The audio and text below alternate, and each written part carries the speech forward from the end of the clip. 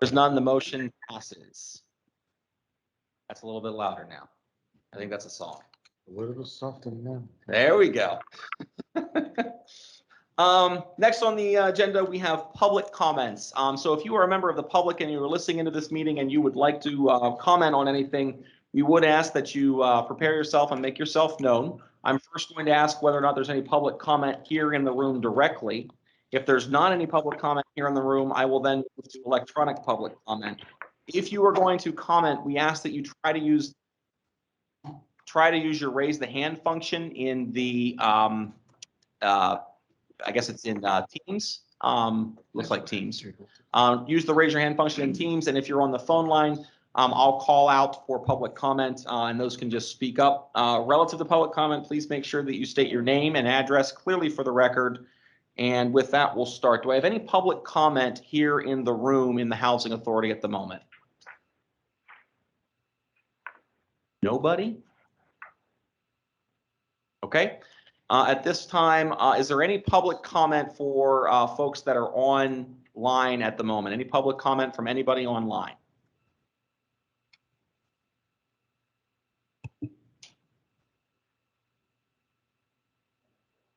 Anything? All right, we have no public comment today, so at this time, I'm going to go ahead and close the public comment. Next, item 4 is the chair's comment. So I'm going to keep this brief. I want to thank all of the commissioners for the committee work that went down over the past 2 weeks, especially to our committee chairs. I'm very, very happy from what Mr. Alexander and Mr. Lawrence and senior staff have told me about how the committees went down. I'm very excited about pushing down some of our governance matters down there. I attended the governance committee and the HR committee. They were very well run. Thank you, Commissioner Phillips, as I'm sure the other commissions were as well, or the other committees were as well. So I just want to say thank you to that. And I believe later in the, I just want to give the commissioners a heads up. Later in the report, we have the CEO report, and I wanted to just advise the commissioners to start thinking about it. And I think Mr. Alexander circulated an article, and I just want to point out that, you know, I've been asked what we're going to do about it yet again. So I just want the commissioners to start thinking through that, fully realizing that relative to Hilltop, we do not own it. We do not manage it, just to be clear. Any other questions for me, part of the chair's comments, questions, concerns? Hearing none, we're going to move to the next to the next item. I've had the privilege, and Mr. Alexander and Mr. Lohr and I have talked about having certain presentations from folks at the board meeting to help us better understand opportunities, structures, potential things that we could be doing as an agency and to improve ourselves. So along that lines, we invited Piper Sandler, which is an investment bank. And that investment banker here today with us is Cody Wilson. Cody was kind enough to come in from Atlanta to give us a short presentation on, you know, what's going on out there in the world relative to affordable housing finance, things of those nature. I won't take up any more of Mr. Wilson's time, but it's my pleasure to introduce Cody. And if you'd like to, you know, you can kind of give your background, that'd be great. Thanks. Yeah, I think we'll, if that's okay, Cody. We all have it'll be presented digitally, I believe, correct, Mr. Alexander? Or IT team? Do you have a copy of it? It was forwarded along? Do you have a copy of it? Can we just have it up there? Do you have a copy of it? Obi? I just got it. I brought all the hard copy. We forwarded it along. Let me, I can get it. you got it? Who said that? 1 minute. Okay. If you send it to us via Sure. email, I can put it up there. Well, while that comes up, I'll go and just give a brief introduction. First of all, thank you, Chris, for inviting me. And as Chris mentioned, I work for a company called Piper Sandler. We're an investment bank. Within Piper Sandler, I work in the housing group. And so we finance a lot of affordable housing, workforce housing, student housing, and senior housing. Spend a lot of my time in the affordable sector, do a lot of housing authority. But today I'm talking a little bit about kind of some new ideas that the housing authority could look at, which we're working on with other housing authorities. So bring that here and discuss that. And obviously, any questions you guys may have, and I'll move a little fast. If they ever need to come back down and do like an educational meeting, I'd be more than happy to do that. Apologies, Cody. What's There that? is. Works. Easier presentation.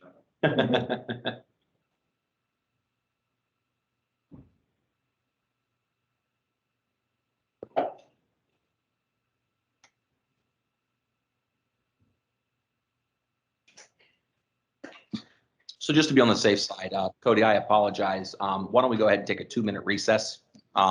Just until we can get this set up and taken care of, use the restroom or get a cup of coffee or something like that. I appreciate it. So we're gonna do a 2-minute recess. Thank you.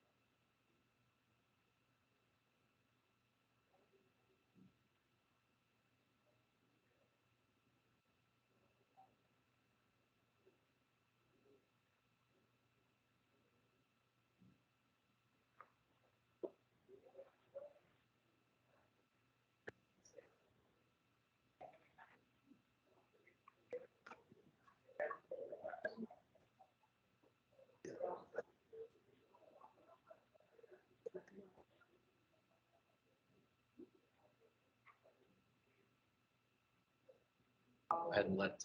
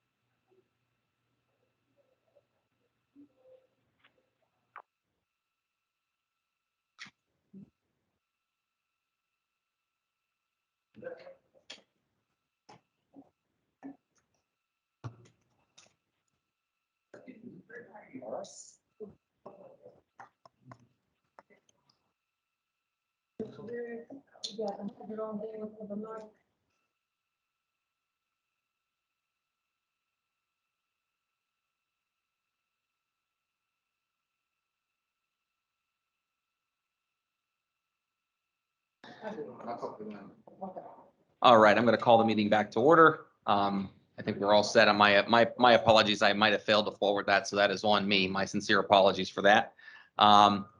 Cody, go free. Well, thank you. On the slides, we put together just a couple ideas on some new financing structures.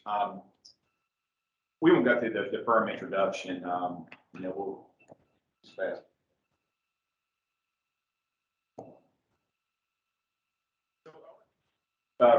Really focus on today is kind of talk about how the housing authority can finance different type of projects. And something we've seen recently is that a lot of our clients, we've got the low income housing tax credit, or the low income tenants are typically taken care of to 4% low income housing tax credits. But we've had a lot of housing authorities reach out to us, a lot of cities who are struggling finding workforce housing.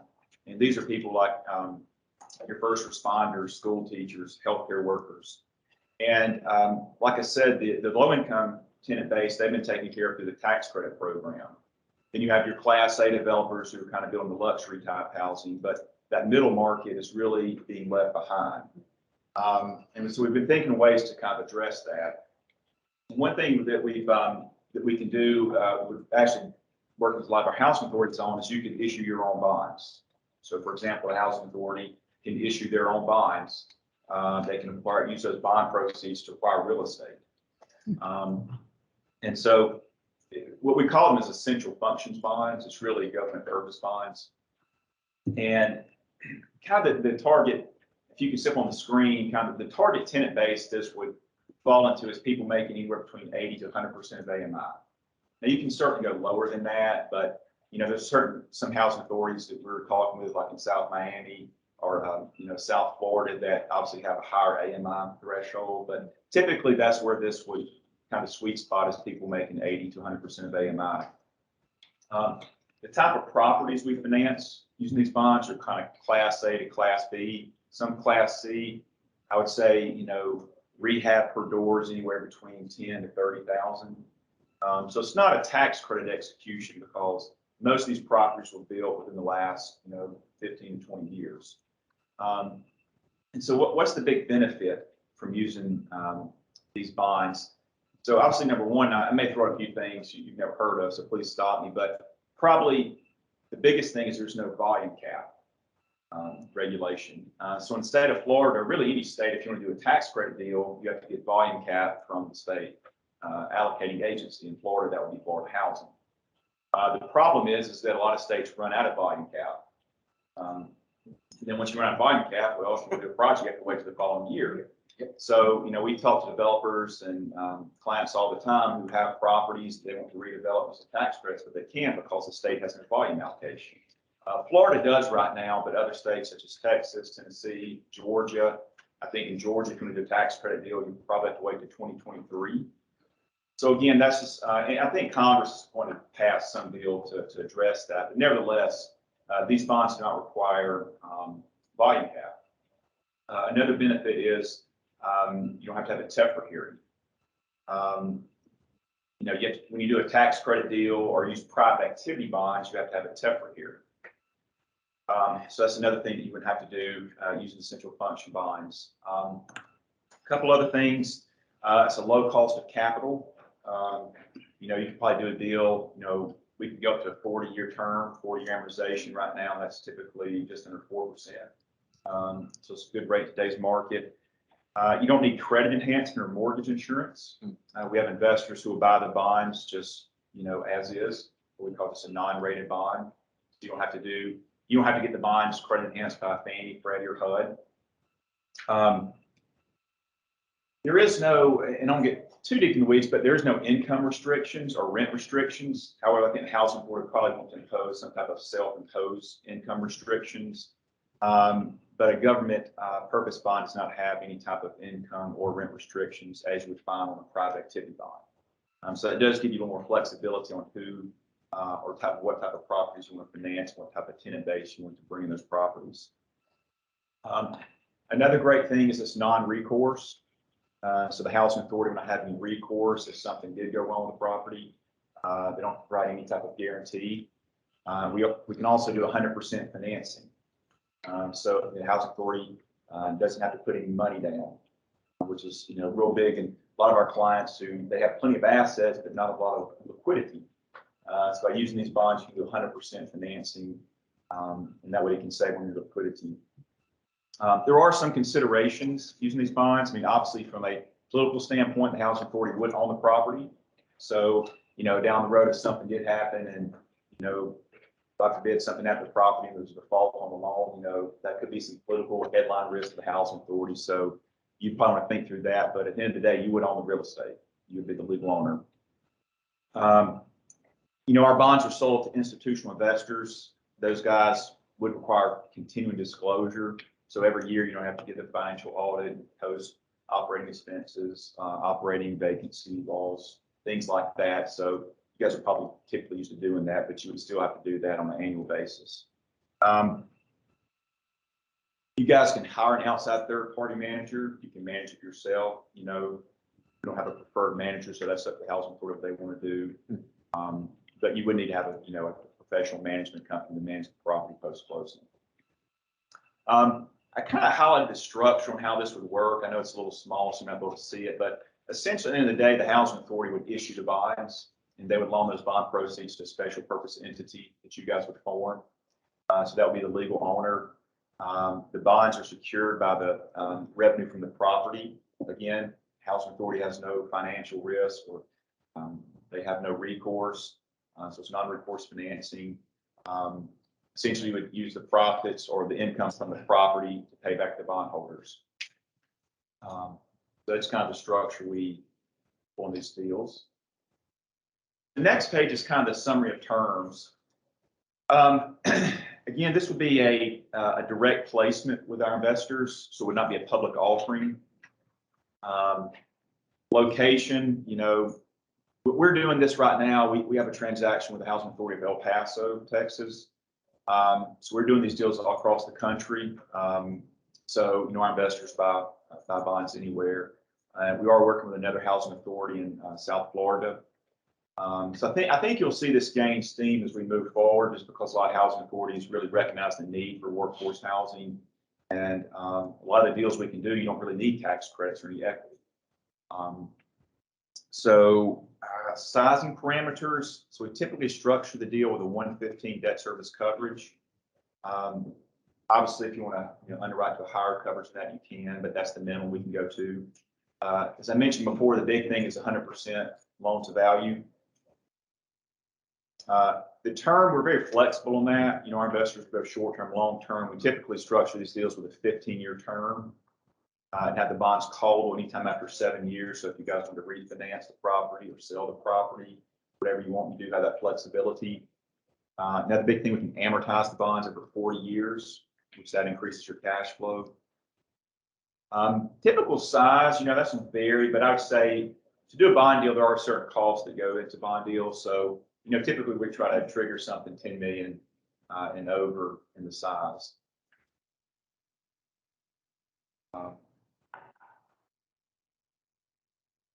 Okay.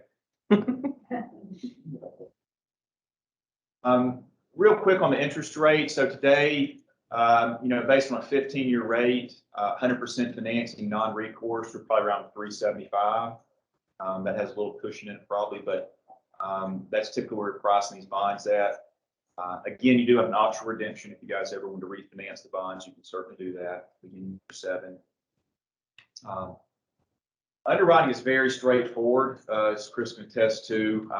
You know, typically we just get third parties and appraisal, phase 1 environmental and property condition report. As I mentioned before, it's non-recourse. Kind of the security our bond investors get, you know, just like your traditional real estate deal, they'll get a first mortgage on the property, you know, first party collateral assignment of the contracts and agreements. You know, our bonds are run through a trustee.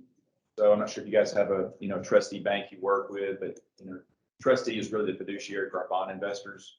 So they kind of hold all the money. On there, like I said before, no credit enhancement, no credit rating. We do fund some reserves, and I think that's just, you know, being prudent. So we have an operating reserve fund that we set aside that's funded with bond proceeds, and you can use that to pay operating expenses 1 month if you have more operating expenses come back in budget. Basically anything you can use it for.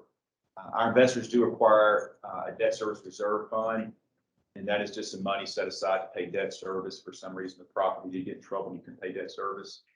Again, those are just, you know, just kind of being prudent, just set aside some extra reserves at the property level. You know, your insurance, you just escrow that on a monthly basis. We do set aside money for future CapEx needs. It's typically $300 per unit per year. So in the future, if the property did need some upgrades, you have that money set aside. There's something. Again, I think from a timing standpoint, we move very quick on these transactions. We can close typically within 90 days. So again, that's another benefit of doing a private placement. It's just a quick execution. So here's some other ideas, you know, I thought about the housing authority can look at, you know, as we start thinking about the future. You know, something, and we've done this, we're working with a couple housing authorities on this right now, is, you know, the housing authority can get a credit rating. And basically you go to an S&P, Moody's, or Fitch. That's the 3 main rating agencies. You get a credit rating. You may say, what's the benefit of doing that? Well, You know, obviously, if you have a credit rating, you can go to capital markets and finance that probably at a lower interest rate. I would say right now, if you're a rated housing authority, you could probably do a 30-year deal at under 3%. So that's kind of where the market is right now. Again, we're more than happy to kind of, we can do a preliminary review to see if you guys could qualify for a credit rating. We don't need that much information, but I know, like we're working with the Housing Authority in Atlanta about looking doing a credit rating from them. The Everett Housing Authority in Everett, Washington. I know they're looking at this. I'm not sure if anybody is or knows about the Key County Housing Authority in Washington. They use this execution a lot. They're rated by S&P, so they do a lot of transactions, and most of their financing rates below 3%. So, Ready, just right quick. Dennis, do you know if we have a rating of any sort? I don't think so. And then my next question, maybe for somebody to double check on, is do we qualify under the city's credit rating since we're I mean, we're an independent governmental agency, but I would suspect not because we're independent, but that would be interesting. No, the answer is no. No. Okay. It's separate. It should be separate, right? Okay.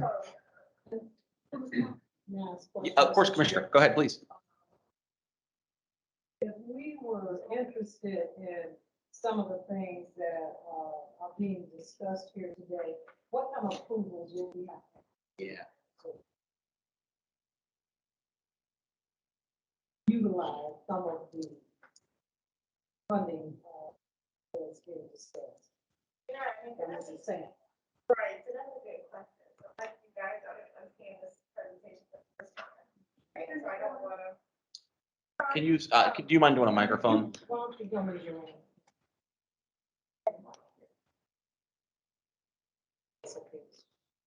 Of course. All right. So Leticia Hodges, Office of General Counsel. So I was just saying, you know, like the board, I'm seeing this presentation for the first time and it's a lot, right? So I would need to take it and study it and look at the state statutes, look at your ordinance code, and make an assessment. Certainly, as a board, you have the option to retain outside counsel services, just like you have in the past with some of your RAD properties that you've been working on. And so that's certainly something that the board could do to explore all the options that this kind gentleman is presenting to the board. But I hesitate to say anything without first studying, you know, the proposal and maybe coming back to the board at a later date. Mr. Chair, and the reason why I ask, because I know in my past experience with the Jacksonville Economic Development Commission, when we did bond deals and those kinds of things, all of that had to go through city council. So it's not that we could in and of ourselves do the bond issuance without. Yeah, Commissioner Phillips, that's an excellent point. And it would be, if Ms. Hodges, if you wouldn't mind looking into that, and maybe Mr. Laura and Mr. Alexander coordinating. It would be interesting, Commissioner Phillips, because while we're an independent agency, it does beg the question. I know we can borrow and reborrow, things like that, but it does beg the question of, yeah. So, sorry, Mr. Wilson, go oh, ahead. no problem. I would say the housing authorities I've worked with have not required that, but again, I mean, each housing is different. They're governed differently. So. Okay. So again, that's just, you know, an idea. We can help, you know, give you preliminary feedback on that about getting a rating, and we kind of know what the rating agencies look for. So, so that's a thought. You know, secondly, we had one housing authority that was kind of concerned about their liquidity. And so they were asking, well, how can we fund, you know, pre-development costs? And so what you guys could always do is issue what they call bond anticipation notes. And it's simply just a short-term bond after 3 years. Maybe it's to acquire real estate, or maybe acquire property that you want to put in the tax credit program a couple of years down the road. So again, you don't need a credit rating for that, but that's another idea. If you want to save some liquidity, we can issue bonds to fund pre-development costs. And then lastly, just another, you know, 2 ideas is, I'm not sure about your current debt structure, but, you know, obviously interest rates are, you know, all-time lows. So if you do have any type of loans or anything, debt on your properties, if you want to refinance them, you know, obviously now would be a good time to do that. And then secondly, if you guys ever thought about recapitalizing your assets, you got some properties that were, you know, 15, 20 years old, that you want to kind of or put a new debt on the property, or maybe it needs, you know, $25,000, $30,000 a door, you can certainly do that now. That's another idea to recapitalize some of your assets. So to kind of think about, in closing, well, how does this come together? And so just a quick example of the housing deal we're doing in Texas right now. They had, it was one of their partners that they, a developer they partnered up with on one of their RAD projects. He found, it was a Class B apartment. It's about 300 units. And it was not rent restricted or anything. It was just, rented as market rate housing. And so what we're going to do as a housing authority, they're going to issue their own bonds to acquire the project. I think we're doing about 10,000 door in rehab. So the housing authority is going to own this asset. They're going to get the cash flow from it. They actually make an upfront fee. We're paying them $500,000 up front just by serving as a sponsor. The housing authority, they do not self-manage, so they're bringing in an outside third-party manager to manage the property for them. But they're going to market this property for people making 80 to 100% of AMI. El Paso is a huge low-income housing development, so they don't really need any more new housing, new low-income housing right now because they went through the RAD program. But they've got just a ton of tenants that qualify in that 80 to 100% AMI range that really have nowhere to live. So they're going to buy this property, they get real estate tax exemption, and so they're going to use that to offset the rents. And so going forward, they're going to keep rents where they are and actually lower them in some cases. So that's kind of the way that El Paso is doing it. Not saying you have to do it that way, but that's kind of how a deal would come together. And again, they're not putting any money in the deal. We're doing 100% financing. And housing authority is actually pulling out some money at closing. So that may be a good idea for you guys to help, break the position as well too. I know it felt a lot edgy at once, so I apologize. But if you have any questions, certainly call me anytime or email me, or if you might have some questions now, I'm more than happy to answer. Mr. Riggs. Thank you. Thank you for your presentation. I appreciate the education on Piper Sandler. You said that you all are doing business with a number of housing authorities across the country. You know how many of those are? About? Yeah, so we've done, I've probably worked on about 40 different RAD deals with different housing authorities. This workforce housing program is fairly new. So I'm working with El Paso right now. That'll be the first housing authority, to my knowledge, that has done a workforce housing using their own bonds. Last week we met with Homestead Housing Authority, Homestead, Florida. They're looking at putting something together like this.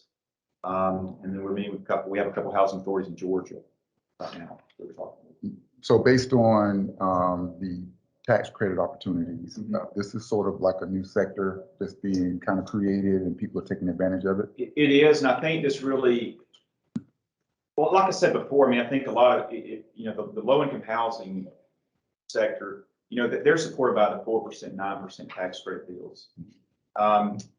We just hear from a lot of clients over the years, this workforce housing, those people in the middle are just being left behind. They're spending, 70% of their income on housing, and nobody's really taking care of them.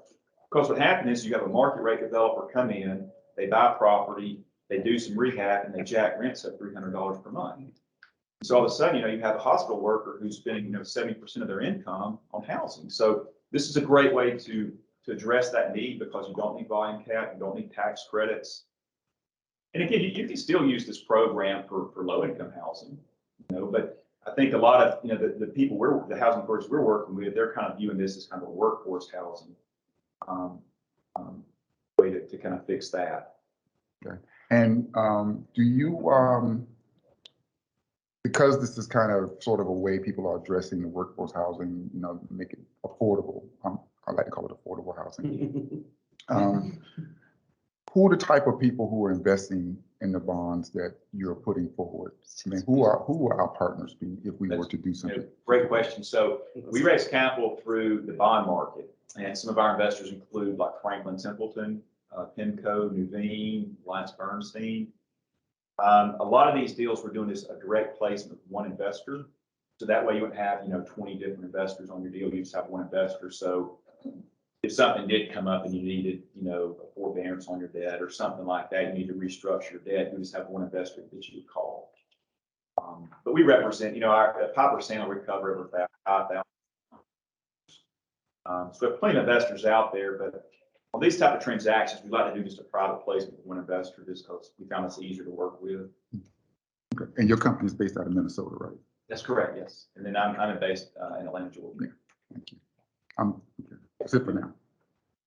So, Green? yeah, thank you. So the purpose of this is to basically acquire real estate It is. and, but it also seems that could it be the other municipalities that are trying to, or housing authorities that want to do this, they may not be in good financial standings?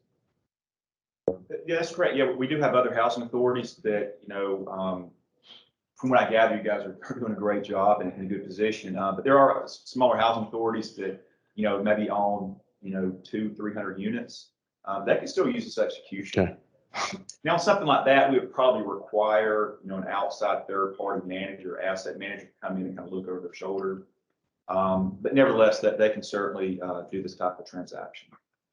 And then what is a typical fee for a credit rating? Great question. So two things to rating agents. We can ask them to give us a shadow rating, where basically they just do like a quick review and give us, kind of where they think the rating would come in. And that's usually, probably $15,000. And then a full rating would probably be around $35,000. Okay. And then each year, as long as you have your credit rating intact, each year they would do like an annual surveillance. And they typically charge anywhere, $5,000 to $10,000. Also, so considering that rates are low and they can't get on, the people that buy the bonds, they have to hold them for basically 7 years. Well, Yeah, we have the option correct. Yeah. to buy Yeah, them. it's just your option. Right. So in 7 years, if interest rates were to go back down again, you guys want to refinance and, save some money, you have that option to do that. But know that our investors, they're locked in for 15 years. If you guys want to do 30 years, in El Paso, we're doing 30-year bonds. So you can choose whatever time you want to. Okay. But the big key there is we're giving you the flexibility where if you did want to refinance, you can do that. All right. Commissioner, any other commissioners with question? Commissioner Phillips? He's our auditor, and works with a lot of housing authorities. Are you seeing the types of projects that he's talked about being done in your experience with other housing authorities? And Brian, I'm going to ask if you wouldn't mind stepping up to the mic, please. There you go. Use that one. Yeah, in my experience auditing housing authorities, most of them do have bonds. A lot of them do. Most of them, though, are in a 4% kind of a tax credit. There's no cap on 4%. The rules about it. But again, tax credits is more for the lower income. But creating affordable housing, I think, was the issue in our industry before COVID. I know I'm also a commissioner at a housing authority, as well as your auditor, but we have people coming out of the waiting list and they don't have any place to go. They can't find a place, an affordable workforce placement. So building affordable housing is not really the housing authority's mission. It's low income, but affordable housing, I think, is the name of the game for your residents to find a place to live, voucher holders. But bonds are common, but I've normally seen them in the tax credit. And I'm also asking them to pay down their debt and refinance it. They're like at 7%.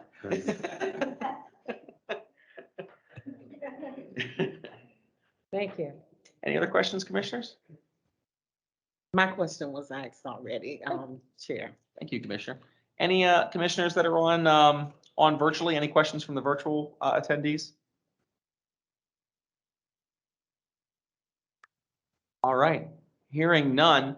Mr. Wilson, Cody, thank you so much for taking the time today. We appreciate it, and thanks for the presentation. Appreciate you. As always. Thank you.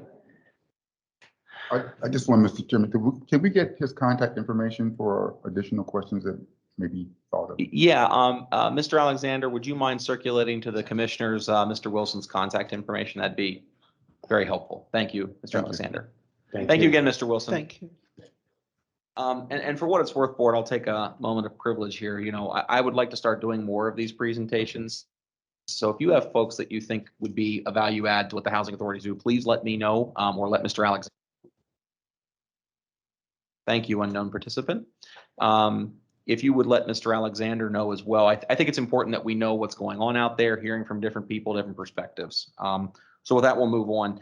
You have in front of you the minutes for the June 21st meeting, the July 26th meeting, the August 16th meeting, and the August 23rd special meeting. I had the distinct pleasure of staying up and reading most of these over the weekend. With that, are there, well, first, can I get a motion for approval of the minutes? And if we need to debate, we can do so. Mr. Chair, I make a motion for approval for the minutes. Thank you, Commissioner Brock. Can I have a second? Thank you, Commissioner Green. At this point, I'll open up the meeting minutes for any debate or comments. I think for the record, that's you, that's Griggs, that's Griggs. Was it Commissioner Griggs? My apologies, Commissioner Griggs. The second was Commissioner Griggs. It's opened up for debate and or comment. Any questions or comments on the minutes? Very detailed, yeah. Extremely. So I have a comment which goes more towards, and I'm going to bring this back up in the governance meeting, understanding there's an additional cost to this. If I'm being quite blunt, it was actually much easier for me to follow the meeting minutes in this format. I could quickly skim to where I wanted to get to. I do think in the governance committee, we should have a conversation about whether or not this makes sense consistently. Because the typed meeting minutes, while I appreciated the typed meeting minutes, like the summaries, it doesn't necessarily capture the full breadth of the conversations that were taking place. And I think that's important. But we'll push that down to the governance committee to discuss at a later date. Any other questions, comments? Great. I'll call the question. All those in favor of approving the minutes for June 21st, 2021, July 26th, 2021, August 16th, 2021, and August 23rd, 2021, signify by saying aye. Aye. Aye. Any opposition? Hearing none, the motion passes. Thank you very much for that. Next up, we have Brian, and I'm not going to try to pronounce the last name because I'm fairly certain I will do it wrong, who is our auditor. I believe some of the commissioners have had a chance to speak with him, but I'd like to welcome him to talk about the audit for the housing authority here. Brian? Thank you Thank you. for recognizing I have a name on record. No, just kidding. For the record, my name is Brian Nemiroff. Thank you. I'm a partner with Berman Hopkins. And we have it up on the big screen here. We did do a audit committee, finance committee meeting briefly last week. Yeah. Yep, that's right. And I think some commissioners were here for that. So this is going to be a little more enhanced and I'm live. So I'll try not to have any mistakes. But a general overview is that the audit, it's not done yet, but this is going to be the September 30, 20 audit. It's still in process. Things have been delayed a little bit. But the numbers that you're seeing in the statements I'm going to present are not the numbers as of today. So that's important to point out. We're about a year behind. It's a financial audit. We count the beans, as they say, but also it's controls and compliance. And the reason we're doing this is if we look here, we have GASB is issuing GAAP, and that's government accounting. So that's towns and cities, and that's how to treat bonds and bond refunding and all of that stuff that a government would have. They don't write that for housing authorities specifically. Housing authorities just have to follow suit with other towns and cities. And then we have REACT to help us, follow that. But we also have two audit standards. There's the generally accepted audit standards, and then because you're a government, we're raising the bar in that level. Go to the next. So we do 3 reports, A, B, and C there, level 1, 2, and 3. The normal audit, AICPA, that's the American Institute of CPAs. Government auditing standards, that's by the GAO because of taxpayer dollars. And then uniform guidance, that's with your major programs, so like compliance for HCV. I also want to talk about the combining effect of your related parties. So you have some general partners that we call blended component units. That would be what we consider an instrumentality. We own them, they were created, and you are the board for them, or you have a majority ownership in that board, if you will. So you can kind of control them. Centennial GP doesn't have a bullet. It says an example down there. And Centennial is unique. The GP, general partner, will be blended. But you're a September fiscal year end. They're a December. So right now, they don't have a 99% owner. you were them as of 9/30, you owned it. So the partnership of Centennial is blended, but next year it'll be discrete. And I'll show you, I'm getting a little bit ahead of myself, but the waves is included as discrete. Centennial will be next year. May I ask a question? Apologies. Do we have an org chart that lays out who owns what with what percentages and where, anywhere at the authority? Yes, we do. Okay, I just wanted to double check because great to hear, but I'm a visual person, so I'd like to see that. Yeah, if you can go back one slide. What I want to point out is anything that's a GP, you own them 100%, but they're generally a 0.01 owner in a tax credit deal. Yeah, and that's what I want to see. You got it. You're the 0.01 on all those that say GP. Okay, next. So Centennial Towers, I just pulled up as an example, and we'll go to the next slide. And the box on the bottom left is the GP that will be blended always. Centennial Towers, the one at the top, the partnership. Again, this is as of December 31, so it's after your year end. But Raymond James wasn't there as the 99% owner.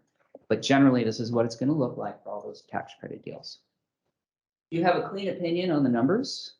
We also have a clean opinion on the federal funds compliance in the HCV department. But we do have a finding that we're reporting, essentially on a more accurate and timely close. We'll get into the little details there. So the recommendation here is to improve the process, maximizing Yardi staff training, analyzing staffing and skill sets. I have a little typo there, I'm sorry. But the reason for this is maybe key potential, turnover in staff. I know Dennis is kind of new, relatively speaking. And then we got hit with CARES, waivers and delays and COVID. Complicated development activity and transactions. So a lot of these deals with the tax credits that we were talking about, there could be 300 pages of final evidentiaries. There could be a second amended partnership agreement. There could be things in there where you have to fund a reserve that maybe the accounting department missed, things of that nature. So having someone oversee development, because repositioning, bonds, developing, that's really the name of the game for housing authorities. And you might be lacking someone in that area in accounting or within the agency. REAC is the Real Estate Assessment Center. They're the ones that didn't approve our audit last year until well into this year. But HUD rules, waivers, extension deadlines, it makes sense. But we have to wait for REAC. Then also the repositioning, which is what I mentioned, that has to do with the development activities, and then CARES Act funds and reporting. Currently, right now, we have millions of dollars recognized as unearned that we think we can earn by matching allowable expenses to be used with those CARES Act. So instead of using unrestricted for that, we can use restricted because that's what it was for. HUD gave you extra money, but it involves extra tracking, extra accounting to keep track of those expenses. So significant accounting policies are listed in Note A. It's very detailed and extensive. You don't have the audit yet, but when you do, Note A is going to be the detailed one. Again, waves is discrete. Centennial Towers will be next year. No disagreements or difficulties in dealing with management. I would have to let the board know if we did. Maybe we wanted to book an entry or we wanted to give someone a finding and they didn't like it. This is the area where we can communicate that to you. We did have on number 3, we did have certain delays that I've already talked about. This audit should be presented to you a little bit sooner in the future as it was in the past. But again, it's CARES Act, waivers, COVID-19 impact. Accounting estimates are inherent in the numbers. The biggest one we have is a pension liability. It's the defined benefit plan. A defined benefit plan is when we just pick an individual and we're like, okay, when are they going to retire? How much are they going to make? And how long are they going to live? That's the benefit. Like how long did they work? But a defined contribution is I'll contribute, it's defined, and whatever the value is when you leave, you take it with you. Defined benefit, GASB is telling the city to allocate that to its members, your pension plan, your defined benefit plan.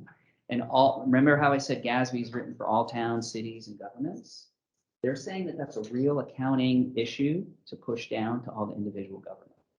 So as far as credit ratings go, I mean, it's across the board. Anyone that has a defined benefit has to reflect that liability. you pay as you go. You're not behind, but we just dropped like 24 million on your balance sheet as a liability because of that. So pension liability, but it's an estimate. The point is, we don't know. It's a guess. All kinds of assumptions go into it. So is collections on receivable useful lives of your fixed assets, current portion of compensated absences. I will say useful lives for depreciation. You know, let's say you did the bonds and you got a new building, and we're like, okay, we estimate that to be 40 years. We're going to depreciate it 1/40th every year. Well, maybe it's here 50 years. Maybe it's only here 30 years. Well, in that last year, when we dispose of it, we'll just recognize that unused depreciation as an expense, loss on disposal. Non-cash, but it's an accounting GASB impact on your numbers. Corrected and uncorrected misstatements, not a lot on the minor side, but we did have the audit adjustments that were pretty significant. And again, it's a lot. You have business activities, some of which are blended component units. If it's a separate legal entity, we look at it for component unit. Is it discrete or blended? But again, a lot of it related to the development activity primarily. Financial highlights, you have 78 million in HUD revenue. Your pension liability is 24 million. Really, there's also deferred ins and outs. So we're going to look at 19 million net. Net position, you have 90 million in ending net position. A lot of that is not available to you. It's either A, restricted, HUD terms of restriction, even though GASB might call it unrestricted. It's really restricted for that program. And again, you're going to have little decreases and increases in any given year. It's very minor, but your 1.7 decrease in net position. We don't want to say net loss. It's just a change in net position. And depreciation goes in there. That's a non-cash expense. So that makes sense. Prior year it went the other way, so it's timing. Ending cash is $40 million. I didn't want to say that when the other gentleman was here, but you can just buy your own building. No. I'm teasing. HUD money is really restricted in various programs. You can only use money that's available for that type of development. But if you were going to do a development and it's affordable housing, you might be able to use some restricted funds for that too, because you're creating more units.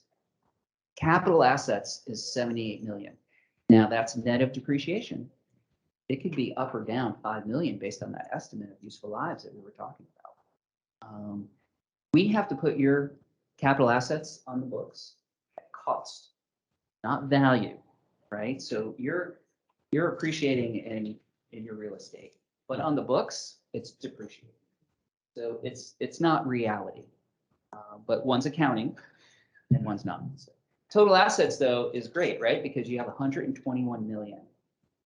Most of that's in your fixed assets. Total assets, as I mentioned, was 120. We have liabilities of only like 30 million, and that's your net position. I do want to point out restricted versus unrestricted and GASB versus HUD. GASB is the Government Accounting Standards Board. HUD is obviously, they're making the rules that it's in your Section 8 program, and it's in that program for admin. But GASB is like it's unrestricted because it can go to training, it can go to lease, it can go to a Dan McKay new policy, anything in that, it can go for salaries, whereas the HAP only goes to land loans. So we recognize HAP in GASB as restricted. So does HUD. But HUD considers your admin, even in an AMP, as restricted in that AMP. You can't just take it out of the AMP, go buy something. You can move money AMP to AMP within the AMPs, but you can't take public housing out and move it to the Section 8 program. But your business activities, really unrestricted. Your blended component unit activity, really unrestricted. The stuff you're getting off of BPAL now or Gregory West, that's a good example too. You have debt on Gregory West as a live study, as an example. But the point is, if someone was here from the public and I said you had 90 million in cash and they had a leaky roof or a broken lock, they wouldn't understand that we just can't take this money for that. It's not one bucket.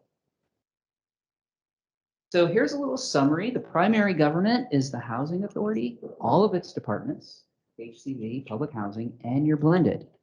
The component unit column on the right is the waves, discrete. Hence, we're not blending it. We're not merging it into our operations. We have some measure of control, but not, someone else is the 99% owner, right? You own the GP, and by definition, it's the general partner. But you're really limited. It's a partnership agreement. You can't just sell it and turn it into a, macaroni factory or something. So we are discreting that separate, and everything else is blended.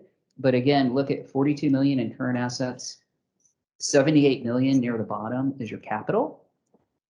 By the way, the waves, you can see the waves is really capital. It's that 19, 20 million in other assets. And if we go to the next slide, we'll see the liabilities, and they have long-term debt, the right-hand column. So they got a building and they got some debt. The net pension liability you can see there is 23 million highlighted. And if you go back one, yeah, right there. Now up at the top, this is a deferred outflow. It's not an asset. It's not a liability. This is what GASB did to us. They added 2 items on the balance sheet. So it's not assets less liabilities equals net assets. It's assets and deferred outflows less liabilities and deferred inflows equals net position. Because of pension. Do you see how there's $1 million on the bottom and there's 4 million on the top? What happens is the actuaries come up with the 23 million, but then we're funding things. We're still funding. And so that's a prepaid deferred outflow for 4.8, but it's not in their actuarial numbers. So it's a long-term focus. You're paying as you go. You're all caught up. All right, very good.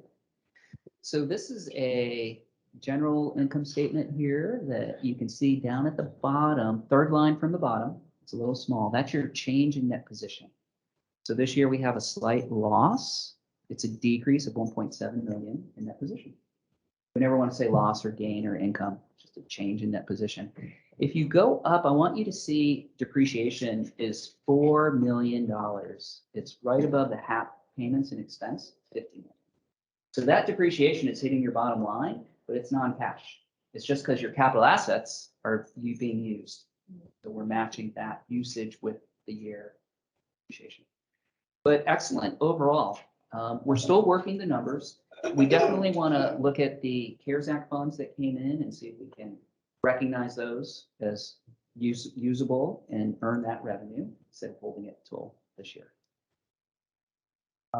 Next slide. Very good. Now this is your federal funds. You have 78 million. Yes, sir. So the CARES Act, that's what, unearned revenue, it's a liability on our balance sheet. I mean, income statement. So this sheet doesn't really explain it, but what you can see is in the first row, we have a separate, there's a row right below it, 14,850, and it identifies it as COVID-19 funding. So your public housing got 11,320,000, and then you got additional funding of 179. You also got additional funding in the HCV program, 219. But again, it's already in the funding and in the criteria of the compliance for 14,871. So it's not like a new rule book came out. It's under the same funding stream, which is really good for housing authorities. HUD did really good in trying to get the money out to everybody as quick as they could, and they didn't redo everything. But you can see your 78 million. So we always test the HCV cluster because it's 60 million.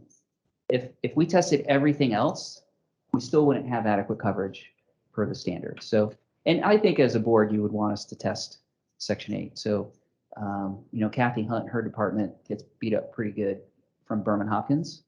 Not me, but my staff. No, but no findings in that area. And so that's, that's wait list, tenant recertifications. That is who we were talking about vouchers, having affordable housing in the marketplace. 60 million of your funds is going to that program. And you guys were A-okay from a compliance standpoint. That's normally where we have our findings, is in tenant file recertification. And this is what your schedule of findings would look like. Yes, no, no, yes. So we do have a finding. I want to call it kind of like a tier 3. We're giving you good opinions on compliance, but we are saying, look, you need to make improvements in this internal control financial reporting process for year end. you guys are very large and you have lots of, I don't want to say octopus tentacles, but I don't think the accounting department's, grasping all of it and all of its bells and whistles and dotting the i's and crossing the t's. Right. I don't think we have any time for questions. Go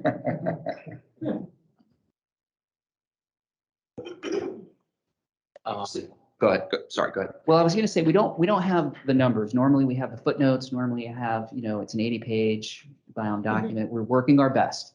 We didn't want to reschedule any of these meetings, wanted to keep you posted, especially because of the delay and the findings. But next month we'll be moving into next year's fiscal cycle. So we're hoping to get this wrapped up pretty soon. Certainly by December, everything's in good shape. HUD gave waivers, HUD gave extensions. Nothing is really due 9/30. Yep, it'll definitely be due by December. So no more bond issues for this guy. Let him work on the audit. Right. No more closing on development activities. But I did want to say, thank you for us to be here, and I hope everyone heard me okay dialing in remotely. But I can come back with the financial statements when we're ready in December. HUD approval too has to happen. So thank you. First, to the rest of my commissioners, any questions from the commissioners, either here or online? I guess it's more of a comment, but I remember during the finance committee meeting, you had mentioned that every housing authority, rather the size, has 30 days to close out an entry, and we're a very large housing authority, but that's one reason why it's a little slower, right? So HUD, I mean, if you think about HUD in Washington in a good way, as a friend, kind of trying to do the best they can for you, they have to Congress has rules that they have to monitor housing authorities. There's FOS, which occupancy, paying your bills, tenant receivables, collections. There's CMAP, and now there's these CARES Act funds. But what happens is, because of the federal funds, OMB, Office of Management and Budget, is saying, hey, 9 months to do an audit. HUD and other government departments were making their own rules. Oh no, we want our audit done in 3 months and we want these schedules. Well, that's not GAAP. That's, how can it be one rule, single audit is one rule for all kinds of funding? A county, a child care facility, they all follow the same rules you do. So the bottom line is, for HUD, they want to see something and they don't want to wait 9 months. So they're asking for unaudited to do an initial score within 60 days. Now you can apply for a waiver. You can't wait till it's due. You got to apply now for a 30-day. They'll give you 3 months, but they start reducing your score a point out of 25 points. You're getting, every 2 weeks, you're going to miss a point. And if you're into the score has been waived this year. So there's no penalty. But let's get a waiver next time, and let's do the extension and hold ourselves to that time frame. I did mention 60 days is standard, unaudited. And if you're large and complex, it's really not fair. But you have to staff up. You would think you'd have more people in your accounting department given the relative size. Commissioner Phillips. Mr. Chair, thank you. And as Commissioner Green said, we did have quite a bit of discussion at the Finance Committee meeting. And some of the notes that I wrote down, Brian has discussed already, the need for additional training and staffing, and some of the concerns with the loss of historical knowledge in the accounting office. One of the things, though, that we talked about, I think a little bit in finance, but also at the HR committee, was that we do have a number of vacancies and we have the ability to staff up in order to have sufficient staffing, ensuring they are properly trained in order to be able to address some of these things that have been talked about. And so we did talk about that in the HR committee. And we asked that Mr. Alexander give us a idea of plan for when we are going to fill some of these staffing vacancies in order to avoid some of the issues that we're seeing in the audit as it relates to our financial team. Thank you, Commissioner Phillips. Any other comments from the balance of the commissioners? Mr. Brock, Mr. Griggs? Thank you. So two things. One, thank you to the Finance Committee, to Commissioner Green and the members of the Finance Committee. Was there any concerns within the Finance Committee relative to these presentations that you had or otherwise, except as addressed here in the presentation? Anything else? No. Okay. No major concerns. Fantastic.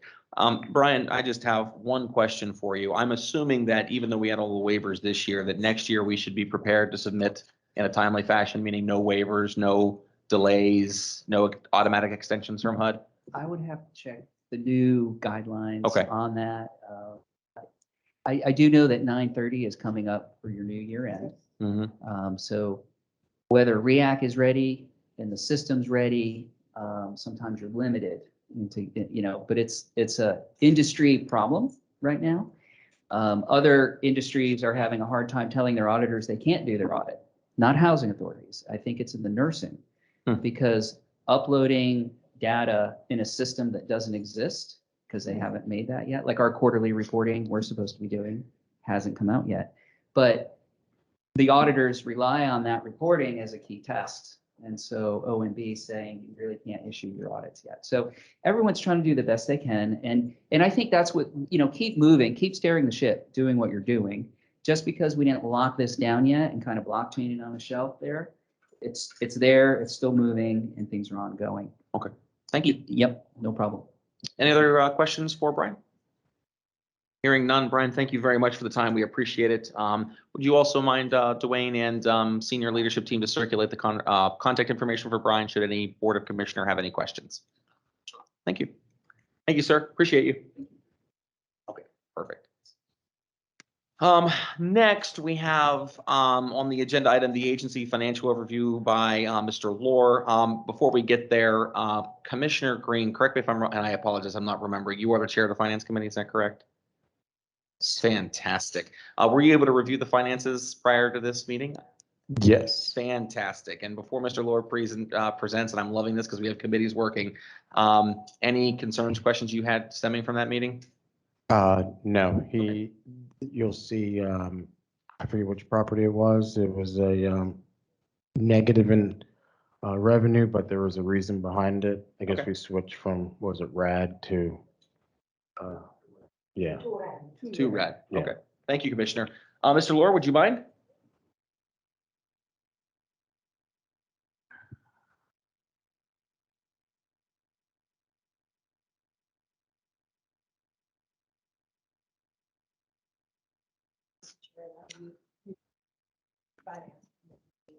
Thank you so much, Commissioner.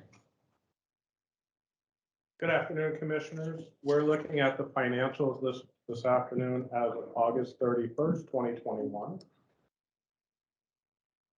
Starting off with our income by source, for our current month, we had $486,221, and year-to-date, we have $6,309,609.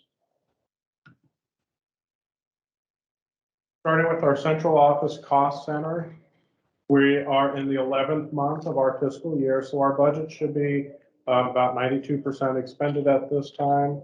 For our income in the central office, we're at 93%, so about $300,000 over what we had originally budgeted, so that's very good. For our expenses, we're at about 94%, so we're doing pretty well with that. There's a lot of extra COVID expenses in there, but we're on track to end the year well. For our public housing department, our income is at 93%, where it's actually over, it's 107%. So we're actually $1.2 million over budget, and this is related to Hogan Creek and the operating subsidy that it received while it was before the RAD conversion in June. For our expenses, we're 21% over budget, but we are, again, it's due to Hogan Creek.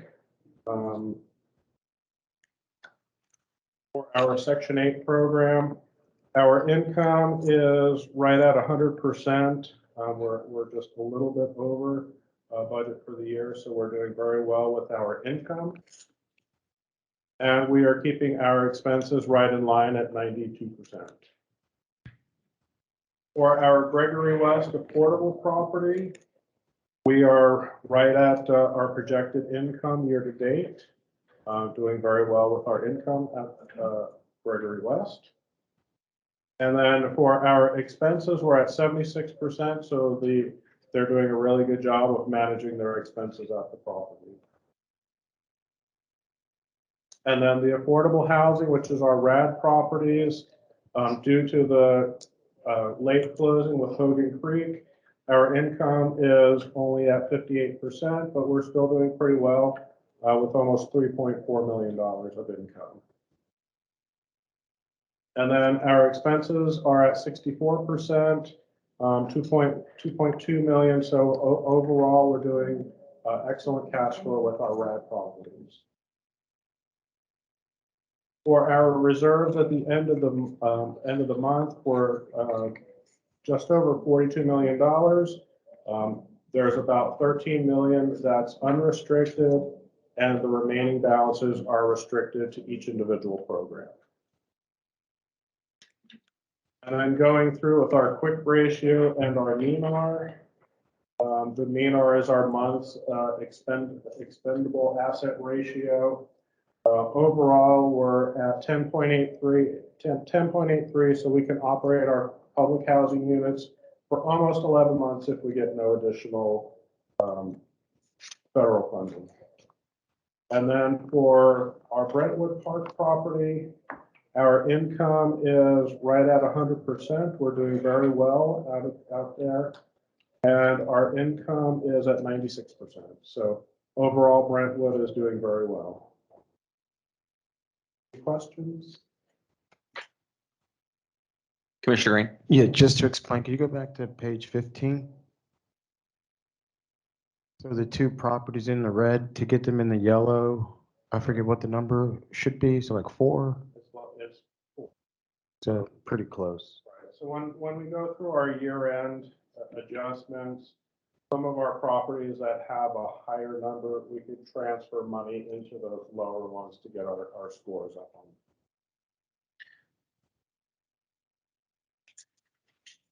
on. Any other commissioners have any questions? Mr. Lord, just to confirm, so the MENAR report is, can you explain that one more time for me, please?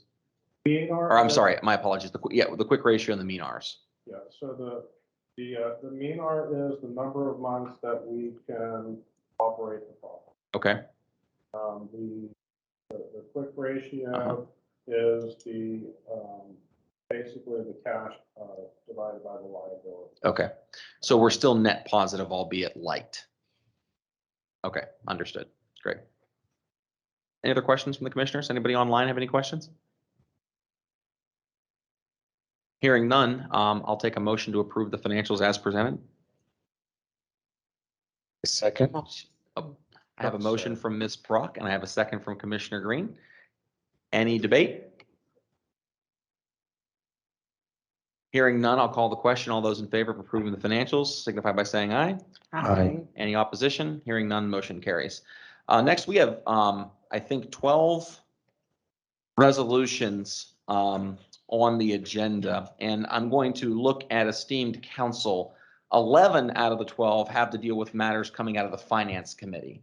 So I'm hoping that we can take all 11 of those at once with a motion, and I'll give you up the numbers of what those are, and then I'll demur to my colleagues on the Finance Committee to see if there's any questions, concerns, comments we need to discuss during the motion, and then we'll handle the last one that remains just to give you an idea of what I'm about to partake in. So with that, I'd like, I would be willing to accept a motion to approve resolutions 1, 2, 3, 4, 6, 7, 8, 9, 10, 11, and 12 under one motion if acceptable. I make a motion, Mr. Chair, that we accept resolutions 1 through 11. You said 1 through 11. 1 through 12 Oh, 1 through- omitting 5. Oh, okay, 1 through 12, omitting 5. Thank you, Commissioner Brock. Can I get a second? Second. Thank you, Commissioner Griggs. I have a motion and a second on the table. At this time, I'll open up the motions for debate or comment. My first question would be to Commissioner Green and to the members of the Finance Committee. I understand, if I understand correctly, these were presented at Finance Committee for review. And Correct. were they tentatively approved at Finance Committee? Yes. Yes. And were there any We questions? had a few amended ones, approved as amended. Thank you. And are these, Mr. Alexander, Mr. Lord, are these resolutions take into account the amendments that were proposed to Finance Committee? That's correct. Okay. And does that appear to be the case, Commissioner Green, to your knowledge? Yes. Excellent. I have, like I said, I read through these motions quickly. They seem relatively pro forma to me. Does anybody have any comments or questions on these resolutions at this time? I do have a Yes, Commissioner Griggs. Yes. Yes, sir. procedural now, maybe perhaps. It's very convenient for us to receive these in a bundled way. And I just wanted to make sure that we were okay from a technical standpoint to address it that way. Given the Finance Committee has reviewed them, perhaps that is our path to do that. I Yeah. just want to be clear. Right, through the chair, although not traditional, that we bundle them in this way. You certainly can do that. It's a ballot motion. It's stated very clearly. And the only downside bundling like this is if one commissioner has an issue with one of them, that commissioner would be inclined to vote no, which would be voting no for all of them. Okay, that's usually why you separate things out, if that makes sense. And then the other alternative way that we've done this in the past, it's also legally correct, since the Finance Committee has made a recommendations on these, you could take the committee's recommendation and that automatically places it on the floor with the motion in a second, because you've already had at least 2 members consent to that. That's another way to do it under Robert rules, but this way is.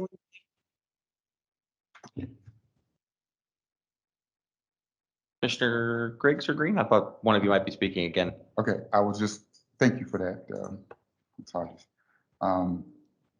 My only other question, not regarding that explanation, but the amounts for the contracts, are they consistent with the previous year's amounts? And I guess that would go to the Finance Committee. Which is going to be my other comment. Yes, because in going over all the amendments, Dwayne, CEO Dwayne has said that they've performed to a satisfactory manner, but the one that we want up for discussion is number 6, the security. Yeah,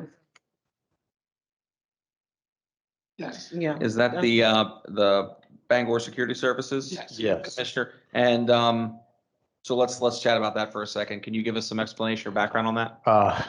One of the, someone probably to back me up on this, but the price has gone up. Mhm. So this, right, Mhm. so this number, if you see it, it's, what is it? A couple of 1.5x. Yeah, But they had the best rating and right. they were the cheapest. Okay. So, and the reason, labor is more Mhm. expensive these days. Right. So just making the committee aware of that. Thank you, Commissioner. That's great to know. Mr. Alexander, was this sent through procurement? Went through a procurement Yes. process? Mhm. Yes, and Okay. let me, Mr. Chair, back up with the chairman of the Finance Committee. That original contract, the current contract was $491,887. The new contract was $730,661, which was a difference of $238,000. One of the things to keep in mind that the current hourly amount was $11.62 and the overtime amount was $16.68. Underneath the new contract with more rates, the regular rates are $16.25 and the overtime is $17. Now, when this was bidded back in 2019, they had 39 thousand hours, 39,376 regular hours, and 1,440 holiday hours. Underneath the current contract, they have 43,156 regular hours and 1,728 holidays. And keep in mind that some of these hours was missed on original bid, which went out in 2016, because the contract is for 1 year with 4-year renewable options. So when the contract went out in 2016, that's where you had those prices at. So the labor increased and you had more hours. You had about 2,000 more hours there. So that's what made the difference of the 200,000. So was this, Mr. Alexander, and maybe Mr. Lord as well, was this contract number contemplated in the operating budgets that we approved either 30 or 60 days ago? Yes, Okay, yes. so it was budgeted. Okay, and just to confirm, you mentioned this is a 1-year contract with the Renewable. option to renew. So we, in theory, we could cancel at the end of 1 year if we needed to. Yes. And then I'll ask what might be a self-apparent question, but I'm assuming that these are services that are absolutely needed. We don't, we got to have them. Yeah. That's Okay, correct. all right. That's all the questions I have. Yeah, yes, Commissioner Brock. And just to add to some of your knowledge, Mr. Chair, some of our properties, they have 24 hours. Yeah. security. Okay, yeah, makes sense. Any other questions on the resolutions that are put forth for approval by the motion? Hearing none, I'll go ahead and call the question. All those in favor of approving the resolutions as stated signify by saying aye. Aye. Any opposition? Hearing none, the motion carries. Next item on the agenda is, I believe it's motion 5 to approve the MOU, which should be, excuse me, it's resolution number 2021 JHA 29, which is to approve the MOU between JHA and Changing Homelessness, Inc. Mr. Alexander, would you mind giving us a summary of this, Yes. please? So I attempted to explain this at finance meeting, and one of the things we didn't have that was brought up was that they didn't have the actual MOU. But this MOU was between the Housing Authority and the Changing Homeless. And this was for the emergency vouchers that came out back in July. One of the requirements for getting those new vouchers that you had to sign a memorandum of agreement with the provider immediately, just to get the vouchers out on the street. But you have to have a board-approved MOU by December 31 of 2021. So they sort of waived it at the front end, but you got to have it just to get the vouchers on the street. But you have to have it in place by the end of the fiscal year. With that being the case, you have to add that specific language of that is HUD language from the notice into our annual plan. And putting that information in our annual plan, we have to have at least 45 days in advance so we can put it out for public comment so it can be approved. So you can bring it back to the board, have it approved by December the 31st. And so do we have a draft of the MOU, Mr. Alexander? Yes, it should be in your package. Could you pull it up on Give me screen? 1 second. It might be attached to the resolution. It was the basic, I explained last time, it was a generic. Yes, I have it MOU. here. Thank you, Mr. Alexander. And has this been reviewed by OGC? Yeah, so it was through the chair, it was submitted to me, and it looks like a standard MOU. The only question that I would have is just the non-disclosure agreement that's attached, and Dwayne, you're more familiar with these than me. We are subject to public records and things of that sort, so I'm assuming that this type of standard document would Yes. not be conflicting with those state laws. Is that correct? As far as I know, that is correct. Okay. Okay. Any other commissioners have questions about this? Only a comment. I'm pretty familiar with the program, Mr. Alexander, and I talked about this earlier. Looking forward to seeing results from the execution of the vouchers. Yes. Thank you, Commissioner Griggs. Anybody else? I'll call a question. Thank you, Commissioner Phillips. Commissioner Phillips has called the question. Hearing no other debate, all those in favor of approving the resolution of the memorandum of understanding with Changing Homelessness Inc. signify by saying aye. Aye. Any opposition? Hearing none, the motion carries. Thank you so much, Mr. Alexander. I believe that moves us through agenda item 9. We're making great progress. Thank you for bearing with me. You'll see on the revised agenda that was passed out, make sure you're looking at the one with red ink on it. We do have an old business, which is the approval of the permanent CEO contract. I'll take just a minute to comment on this. I've had the pleasure of working with Mr. Alexander and OGC on preparing a contract that was sent over to Mr. Alexander, which I believe Mr. Alexander at this point has been, from your view, acceptable. Am I overstating? Yes, I just subject to just a small modification. Yes, which we're going to discuss here in a moment. During the course of those negotiations, the spirit of what was approved by the board was absolutely adhered to. However, there were certain clauses that, working with OGC, I felt were reasonable to also include in the contract, which Ms. Hodges, if you would be kind enough to maybe give a quick 2-minute summary on what those clauses. Yes, Commissioner. Just on order, because this was not on the agenda that was previously circulated, I think we are required to open the public hearing. Yes, and I will open the public hearing. Thank you, Commissioner Phillips. I don't want to forget that, but I do want to make sure that the public's aware of the changes to the contract, which has not been, I don't think that's been published, has it? I'm sorry. The proposed contract, I don't think it has. I sent it, Dwayne, has it been published? No, I'm not sure. No. that we- Okay. So, through the chair, if I may, I see Ariel Cook is on the line. She's the board's labor and employment lawyer. If it's okay for her Yes, please. to walk us through the contract, that'd be great. Hey, everybody, can you hear me okay? We can. Yes. Okay, great. So as the chair mentioned, we followed the general terms that were approved at the last meeting. There were 4 areas that were not within the original vote that he's asked us to highlight. So one is a restriction on the use of Mr. Alexander's personal vehicle. Let me just pull up the contract so I can tell you what page to look at. So the 4 areas are the vehicle, his cell phone use, a non-solicitation section, and his use of his personal leave. So my computer's just being slow. Okay. So the vehicle section is at the top of page 3.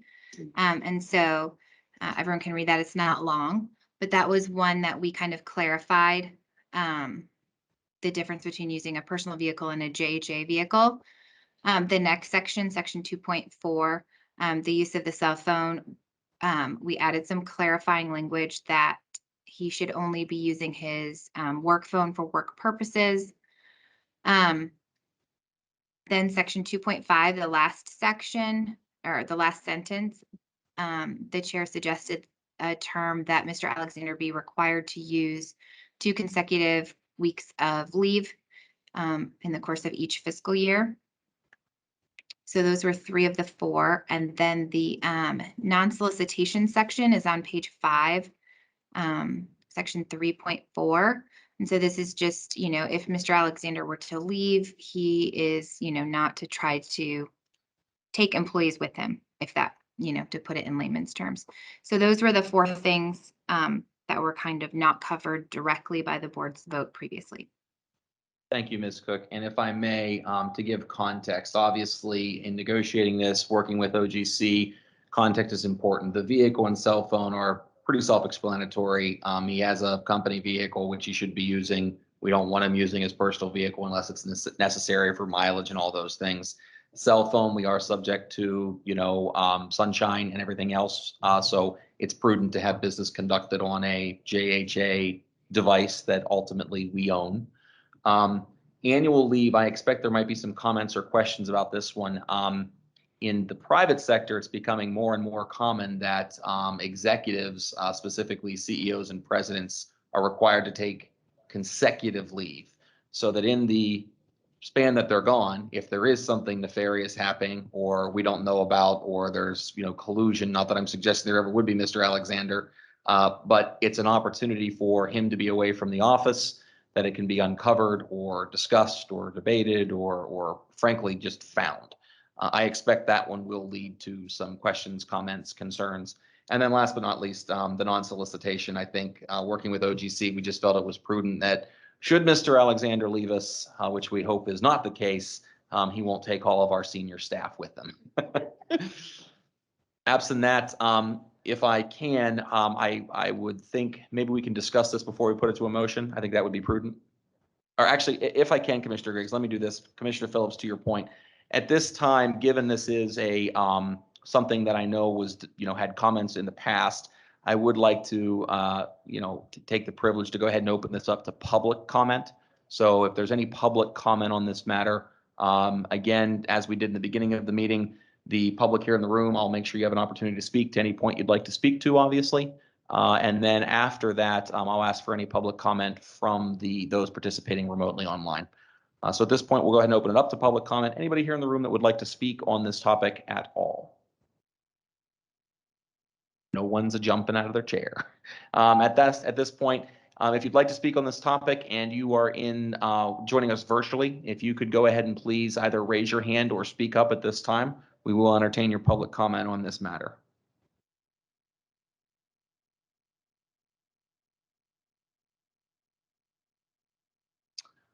I don't think we have anybody. So at this point, I'll go ahead and close the public comment on this, and I'll go ahead and ask if any commissioners would like to speak on this. Commissioner Griggs? Okay, sorry. First of all, I'd like to apologize. I was not in attendance at the last meeting, and I don't see, excuse me, my board packet copy of the contract. So I'm flying blind here a little bit. And, so I think it was circulated, and I apologize. I just got it from Ms. Cook. Okay. Ms. Cook, did you circulate it to the entire board by chance? No, I circulated it with you and Lasikia. All right, I'm going to go ahead and forward this to Mr. Alexander. The contract is up there, which I know is not exactly helpful, but I'll circulate this now. Mr. Alexander, if you wouldn't mind forwarding this around, be very appreciative. But in the meantime, I'm going to pretty much trust the wisdom of the board in drafting this contract. But I'm going to speak to your concerns. Would love your thoughts, Commissioner Griggs, on that. The leave portion, I understand that is something that corporate community is going to. I don't know how we can, probably legally manage people's leave if they want to use the leave, if they have it to use. That is, that would be a concern for me if I were in his seat. Mm-hmm. So I don't know how well that would fly. Not speaking for Mr. Alexander, maybe he would like to take consecutive leave. But I know that people they budget their leave based upon, their habits or things they want to do throughout the year, typically. And sometimes they leave some for emergencies or what have you. That's my comment there. So, and the second one is pretty consistent with that one for number 4. I don't know how you can regulate the way people come and go from an agency, from an organization. Even if people were to leave, we'd never be able to prove that they left and started to work for Mr. Alexander at some other location because he took them. They might have resigned, took a couple of weeks off, and they decided to go work where he was located. So I don't know how we regulate that. So you have to help me understand that that can be a policy. Yeah. And I'm just mushy on the whole leave piece. I think if you own it, you get to use it the way you want it. So Commissioner Griggs, I'm going to defer both questions to our legal counsel, Ms. Cook, and then maybe add a comment after the fact. I think those are valid questions. Thank you, Commissioner. Ms. Cook, could you maybe elaborate on those 2 points a little bit? Sure. Through the chair. So on the non-solicitation, that is kind of standard contract term and employment worlds. So we can, we can limit an executive who leaves, we can limit their ability to actively recruit. And in some private contexts, you would see it as it relates to employees as well as clients. The client part doesn't really affect us here, but we can limit it in certain situations. And so I don't have any, concerns about the legality of that. Now, whether or not the facts of any given case, it may or may not apply, but it is an enforceable term that we are allowed to include in the contract if the board wants to do so. As far as the leave provision goes, that is, I'll defer to Lasikia in case she has seen it other places. That is not something that I have seen with our other city clients. But nothing jumps out to me, to make it illegal. Obviously, if it did, I would, have notified you of that. I just don't think it's typical, but I can see, the benefits, and I understand your explanation of it in the private context. I don't know if Lasikia has seen that with any of her other city clients, but I have not. Ms. Hodge. Right, through the chair, I would concur. It's not typical, but I would agree with you. I don't think it's illegal. So Commissioner Griggs, two points. The annual leave was my idea, which I realized would need to be discussed here. And I waffle on this as well for the exact points you do, but I figured it's worth the discussion. Relative to the non-solicitation, your point is well taken. How would we ever prove it? The answer is, I don't know, but it's sure nice to have that backing there in case something would transpire. So those were my thoughts around those two. And I believe, if I may, Commissioner Phillips and then Commissioner Griggs, if you'd like to speak again. If I could follow up, and what's the remedy? If we have a non-solicitation clause in there and he does it, what's our remedy? My suspicion would be Ms. Cook is my either question. an injunction or damages would be But legal that would have to damages. be in the contract, I would imagine. It wouldn't have to be in the, okay, well, that's neither here nor there. Well- I'm not really as concerned about that. But my question to, I guess, legal, one of the things that I know from previous experience is off time with executives, they do not take the full leave allotted. And where are we, 5 or 6 weeks, I guess, in this contract? Ms. Cook, I'm not sure what the amount of leave is in this contract, but I would rather us put a cap on the number of hours that can be accumulated, so we don't end up with someone that has 1,000 hours 10 years from now accumulated, which would equate to 6 months of leave time being paid out at the end of someone's employment period. I'd rather see us do that, which in local government, there are caps even on employees of how much leave time they can accumulate at any given time. Commissioner Phillips, and maybe this quasi goes to to Ms. Cook. Do we know, in of our HR handbook, do we have something that addresses leave accrual and caps and payouts? We do, yes. Is that accurate? Okay. Yeah, but And, I don't know that it would extend to. well, Ms. Cook, that's a great question. Great question, Commissioner. Does that cap and or policy extend to Mr. Alexander? I think so, but that's a great question. It's not clear. Right. So the way that we have it written in the contract right now is that he accrues leave and is subject to the leave policy as it is provided in the employment manual, which I had just pulled up and was looking at because I, to be frank, don't remember the exact cap. But he is subject to the same policy. Like, we didn't make anything different for him. So he accrues at the same rate as everyone else and the same rate he has been, and he would be subject to the same cap. That's included. I'm just scrolling through to see if I can find it. But yeah, he would be subject to the same thing. The only other thing I wanted to point out on the 2-week consecutive leave is just, as far as I know, we still don't have a VP or a senior VP or whatever that other position is. And so to the extent that, that plays into how long Mr. Alexander leaves, I just wanted to raise that as a point of consideration, or whether we wanted to make it dependent on hiring another executive level employee. Thank you, Ms. Cook. And Commissioner Griggs, to your point about Mr. Alexander, if I may, Commissioner Griggs, Mr. Alexander, this ultimately personally affects you. Do you have thoughts or questions or concerns on that? The 2-week consecutive leave? You won't hurt my feelings one way or the other. The only thing is that at most agencies, you have vacation time and you have sick time. But here, they don't have vacation or sick time. They just lump it all in one.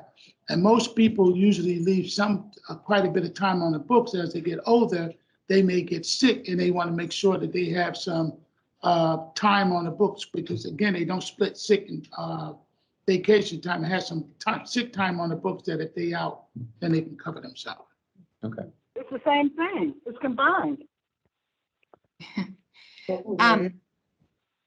Through the chair, I did find the information in the handbook. I don't know if that would be helpful for me to tell you what the handbook says, or if that matters at this point. Yeah, would you mind, Ms. Cook, and apologies, we didn't see, were you able to catch who that was by chance that spoke?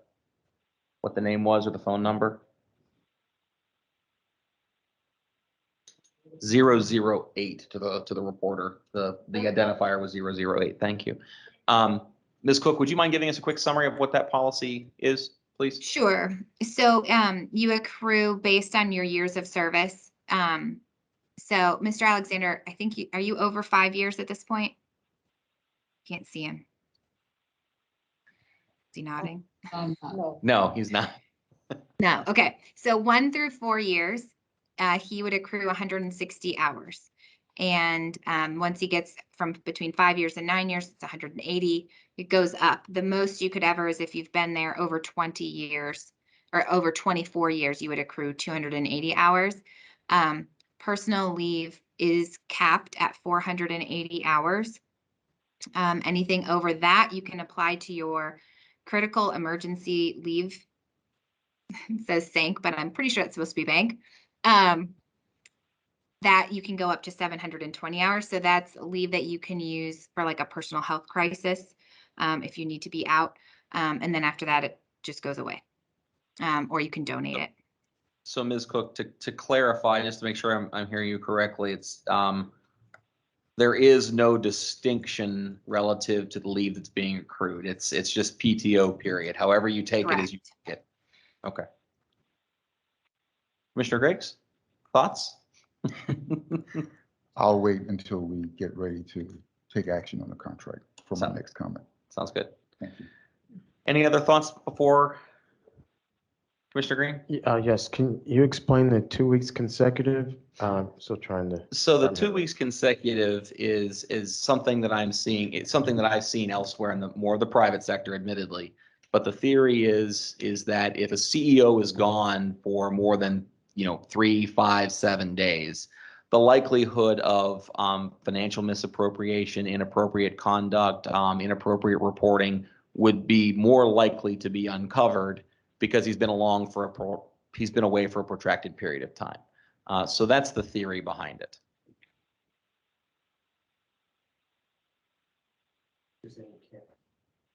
Then he cannot take more than 2 weeks in a row? No, Or- just a minimum of 2 weeks in a row.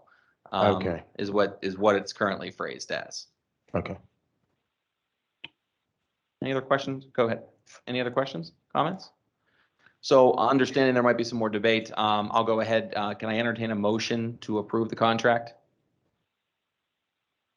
Sorry, through the chair. I just did you want me to speak to the change that Mr. Alexander suggested? Oh, my sincere apologies, Ms. Cook. Yes, please.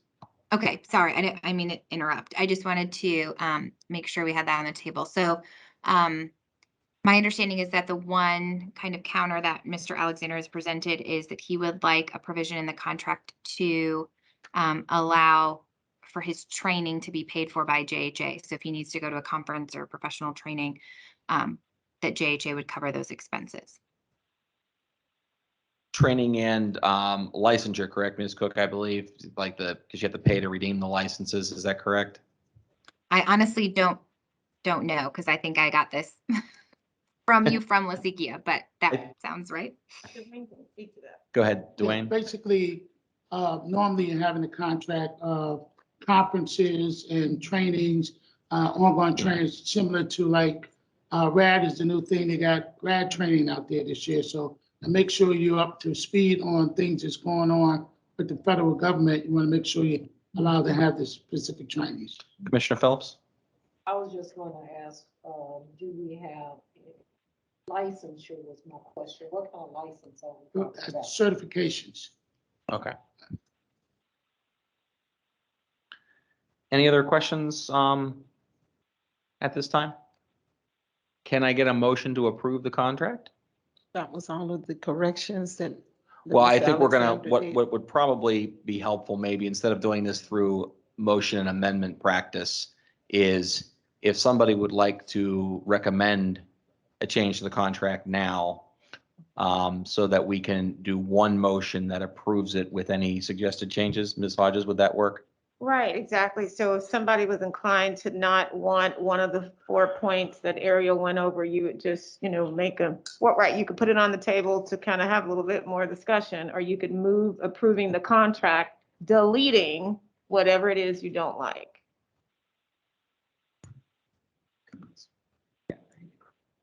Commissioner Green, do you have something? No, Or Commissioner Phillips. Commissioner Phillips? Sorry. No, I No. move it with the inclusion of the suggested changes. With the inclusion, with the, okay, which I think is just the fringe benefits and the other 4 changes that we made. So I have a motion on the table to approve. Second. I have a second, a motion, and a second by Ms. Brock. We'll open this up for debate. But we still haven't approved the 2 weeks. We have not, because Okay. we've not approved the motion. So it's on the table to approve the contract with that in it. Yes, sir. Oh, okay. And, Commissioner Brock? and with the changes. And with the other 3 or 4 changes that were discussed, the non-solicitation, the car, the cell phone, and the payment of certifications and training. Commissioner Griggs?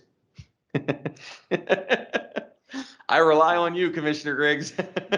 Please don't, Mr. Chair. Mr. Chair, I'm going to actually abstain from the vote on this particular piece because I have not had an opportunity to review the contract. None of us have, except for the chair. Okay, well, I would, other than what I can glean through the minutes, and it wasn't, it wasn't on the agenda, I'm certain that you all did a great job, but I just feel uncomfortable that I have not read it yet. So I know that you all were working from something that got you there, and I have not seen that document. So even if I had seen that document and we discussed these amendments, changes, I'd be comfortable to vote, but I have not seen it. So. Totally reasonable, Commissioner. Ms. Hodges? Yeah, so through the chair, unfortunately, you cannot abstain unless you have a voting conflict, right? So, under 286, you're Right. required to vote. You know what, you can vote it no, since you haven't reviewed it, but you've got to vote one way or the other because you don't have an actual conflict of interest. Thank you, Commissioner. Why don't we do this? Why don't we take I know we're only scheduled till 4. Mr. Alexander, I may cut you short. I'd like to take a 5-minute recess because quite frankly, I'd like to review it one more time here since I'm just seeing the final updated. And I realize that this may lead to some other questions, but I'm going to go ahead and call a recess for 5 minutes just because quite frankly, Commissioner, I'd like to review what I've reviewed a couple more times. So I'm going to go ahead and take the privilege and call a 5-minute recess so we can take a look at what at least we've got. And Mr. Alexander, can you please make sure the contracts are circulated to the board right now? Thank you very much. So we're going to do a 5-minute recess.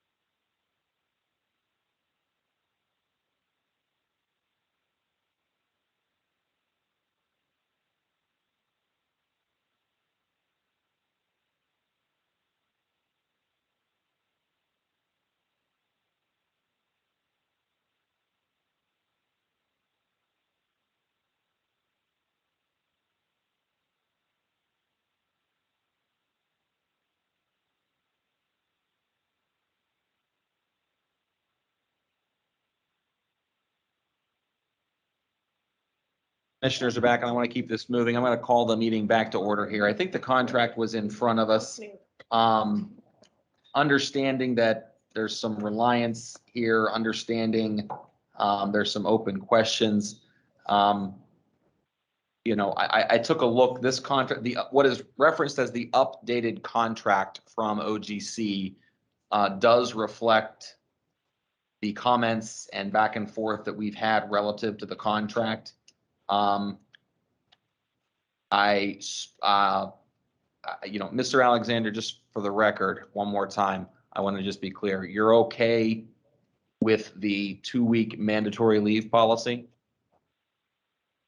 Well, I mean, as I mentioned earlier, I would like to have the flexibility Right. of not having to take 2 weeks only because we don't have sick time.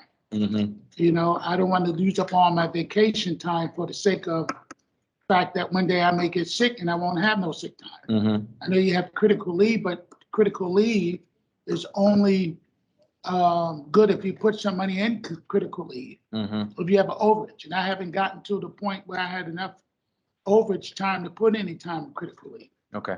Commissioner Phillips? So, just a question, do you know how much you currently have accumulated as of? I would say about 200 hours. So, and it accumulates as you go per pay period, is that correct? Yes, Okay. So he's already got more than a year's annual leave accumulated or 4 weeks accumulated. Okay. More than that, he's got 5 weeks and he's got 200 hours, right? 40 hours. 40 hours a week, So yeah. that's 5 weeks accumulated, Okay. just for information. Thank you, Commissioner. If he said he had 0, I would understand his reluctance. but- Mr. Alexander? yeah, and also we have leave sale back every year. Do that qualify for 2 weeks? See, I didn't think all of those things apply to. That's a question for Ms. That's a good question. That's a question for Ms. Cook. Yeah. Ms. Cook, are you still with us?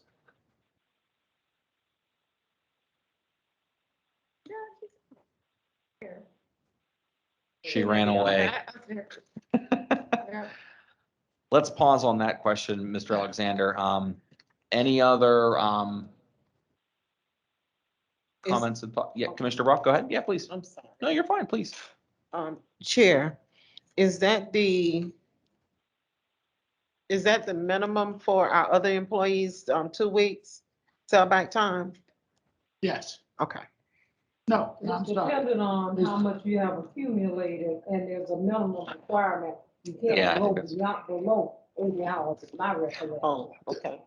It's 8 hours. Yes. I'm sorry. So hang on one second. One second. Would you mind just you had a point of clarification from our senior staff? Okay, could you? And it's not the minimum of, when we sell back, it's increments of 8 hours. That wasn't what I said. What I said was that I don't think you sell back below 80 hours. You have to maintain a number. That's okay. Okay, thank you. I appreciate that clarification from both parts. Thank you. Chair, Ariel is saying. To the chair, Ariel is saying that she cannot hear or see anything, so I don't know what. Well, Ms. Just Cook, a that's red- problem. Dot on.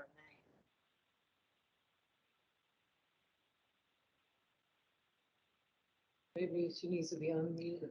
or something. Ms. Cook, can you hear us?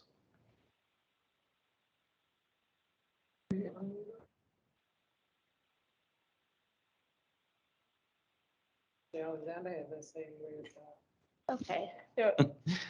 Ms. Hodges, yes. Respond? No. Okay. So can somebody repeat the question again? Maybe she can hear us, maybe she's gonna type it. I don't know what's happening. So I think go ahead, Ms. Mr. Alexander, what was the question again? I asked was 80 hours. The minimum. Right. Well, is the sellback, would that consider? Would be considered, I mean, instead You of, mean considered as taking 2 weeks leave? Yes. I don't think so. The intent of the 2 weeks leave is to be out of the office. so my question would be, no other employee in the agency is required to take 2 weeks. I Mhm. work just as hard as any other employee in the agency. Why would I have to take 2 weeks would be my question. Yeah, Mr. Alexander, it's a good question. It's a policy debate. It's a debate around having an internal, external control. Is our auditor still here? Because that would have been a good question for him. I should have thought about that. Mr. Green, Commissioner Green? Yes, please forgive me. I'm still trying to wrap my head around the 2 weeks Me vacation. too. So if he was to take 1 day, he would have to take, No. okay. So No, when no. does it kick in? It doesn't matter when he would want to take it. It's Mhm. just that at some point during a calendar year, He needs he to would take be 2 required to take 10 consecutive days off. I mean, now, okay, I understand that. Now, I do think that that's fair because that is common in the private sector is that they do want their employees to take time off and to decompress and do whatever. So, Commissioner I'm good with Griggs? that. I'm sorry. Don't I just- apologize, Commissioner. That's what this is for. I just disagree with it. I just, leave is there. The employee owns the leave. They should have the flexibility to Yeah. do with it what they want. Commissioner Brock? I'm likewise, I'm in agreement with Commissioner Briggs that if the leave is there and he don't want to take 2 weeks, he should have that luxury. Yeah. Commissioner Griggs? So, it seems like the reasoning behind your amendment to this was to create an opportunity for, I don't know, investigatory, or just to give opportunity to have, to be able to review things without the CEO present. Correct. Well, not that he's not present because he's opened up the comment, but yes, that's high level of theory. So Yes. if ever came the opportunity or the need for that, the board has the power to suspend or whatever the terminology would be to remove him from office or whatever. But if that was necessary, but other than something like that, I can't see the usefulness of trying to regulate someone's leave. If they've earned it, they get to do what they want with it, especially in a situation where it's combined. When I worked for the state, we had personal leave and we had sick leave. Mm-hmm. And so your personal leave did not interfere with your sick leave. So you could accumulate your sick leave. If you got sick, it came off of your sick. But under this situation, you're biting off the same apple. So 2 things. One, and then I think I want to get to this positive disposition here. That's a phrase. One, what's come up now several times, and I'm not the employment law expert. I do think relative to the HR committee, Commissioner Phillips, it might be worth looking into whether or not we should bifurcate this leave policy. I think that might be wise. I think it's consistent with what I'm hearing is it's consistent with what other folks and agencies are doing. So I think maybe if you want to take that under advisement and see what the HR committee thinks. Relative to the leave, Commissioner Griggs, I hear you loud and clear. I think I still feel that having somebody away for an office from a set period of time is a valuable audit tool. That said, I'd be willing to entertain a motion for a week. But I think it's prudent that an executive decompress, as Mr. Green, Commissioner Green put out, but more importantly that, your point is we could investigate ourselves. That's true, but if he's out of the office for a while, somebody else has to take over his day-to-day responsibility, sees what's going on. They can see something, say something. Whereas if he's in the office the whole time taking calls, maybe that wouldn't happen. So that's the logic. So let me ask this question. In today's work environment, do we honestly believe that a CEO who takes a week off is actually not going to peek in every now and then to see what's going on? Fair point, Commissioner Griggs. I wouldn't. I mean, Right. I'm sure Mr. Alexander probably wouldn't either. He'd be away for a week or 2, but he'd still be monitoring what's happening at the organization. Fair point, Commissioner Griggs. Guys, Mr. Phillips? in your experience, I don't know if Ms. Cook can hear us, but Ms. Hodges, does the CEO's leave policy follow the employee leave policy? My experience has been that it's a contract, so it's different. Mhm. And typically, the terms of a contract are not in line necessarily with the employee's leave and that kind of thing. And so I'm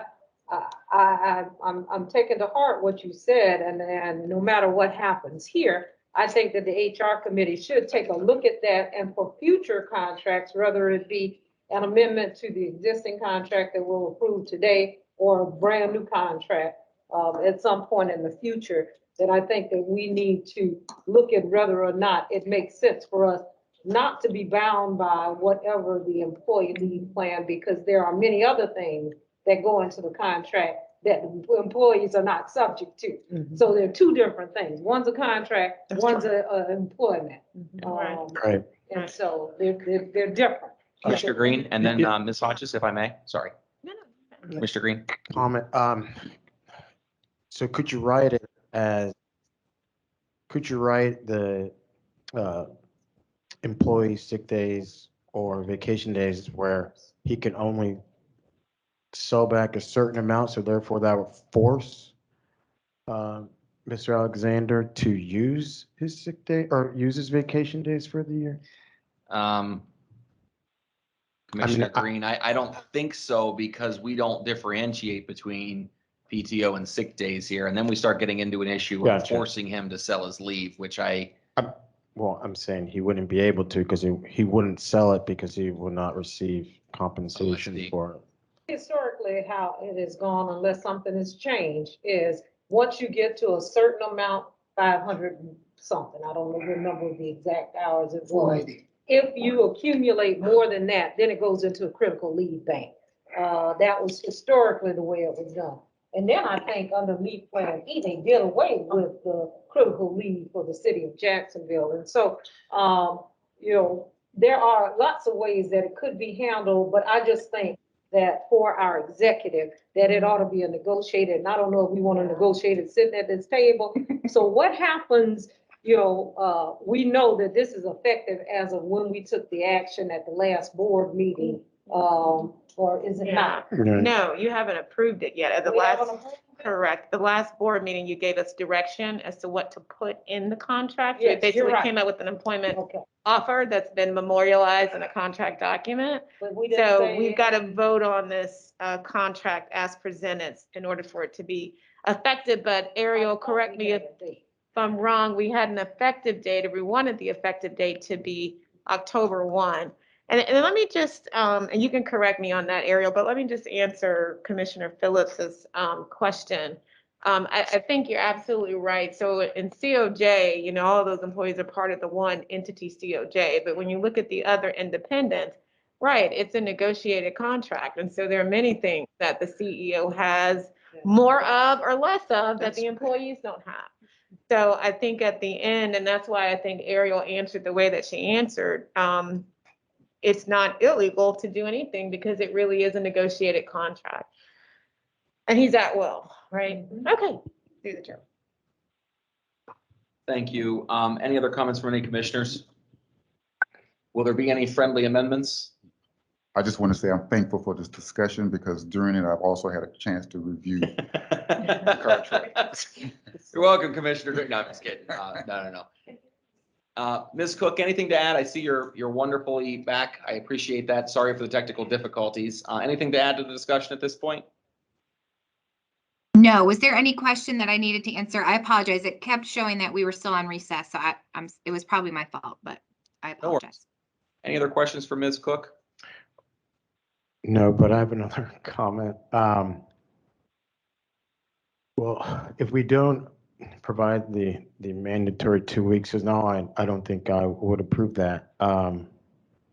So the standard time that he has now, it lasts for the contract of 2 years, basically? Yeah, I think the contract term is we did a 2-year with renewals, which in theory we could terminate without cause and then renegotiate, but that Sure. obviously has a penalty associated with it to us, which Mhm.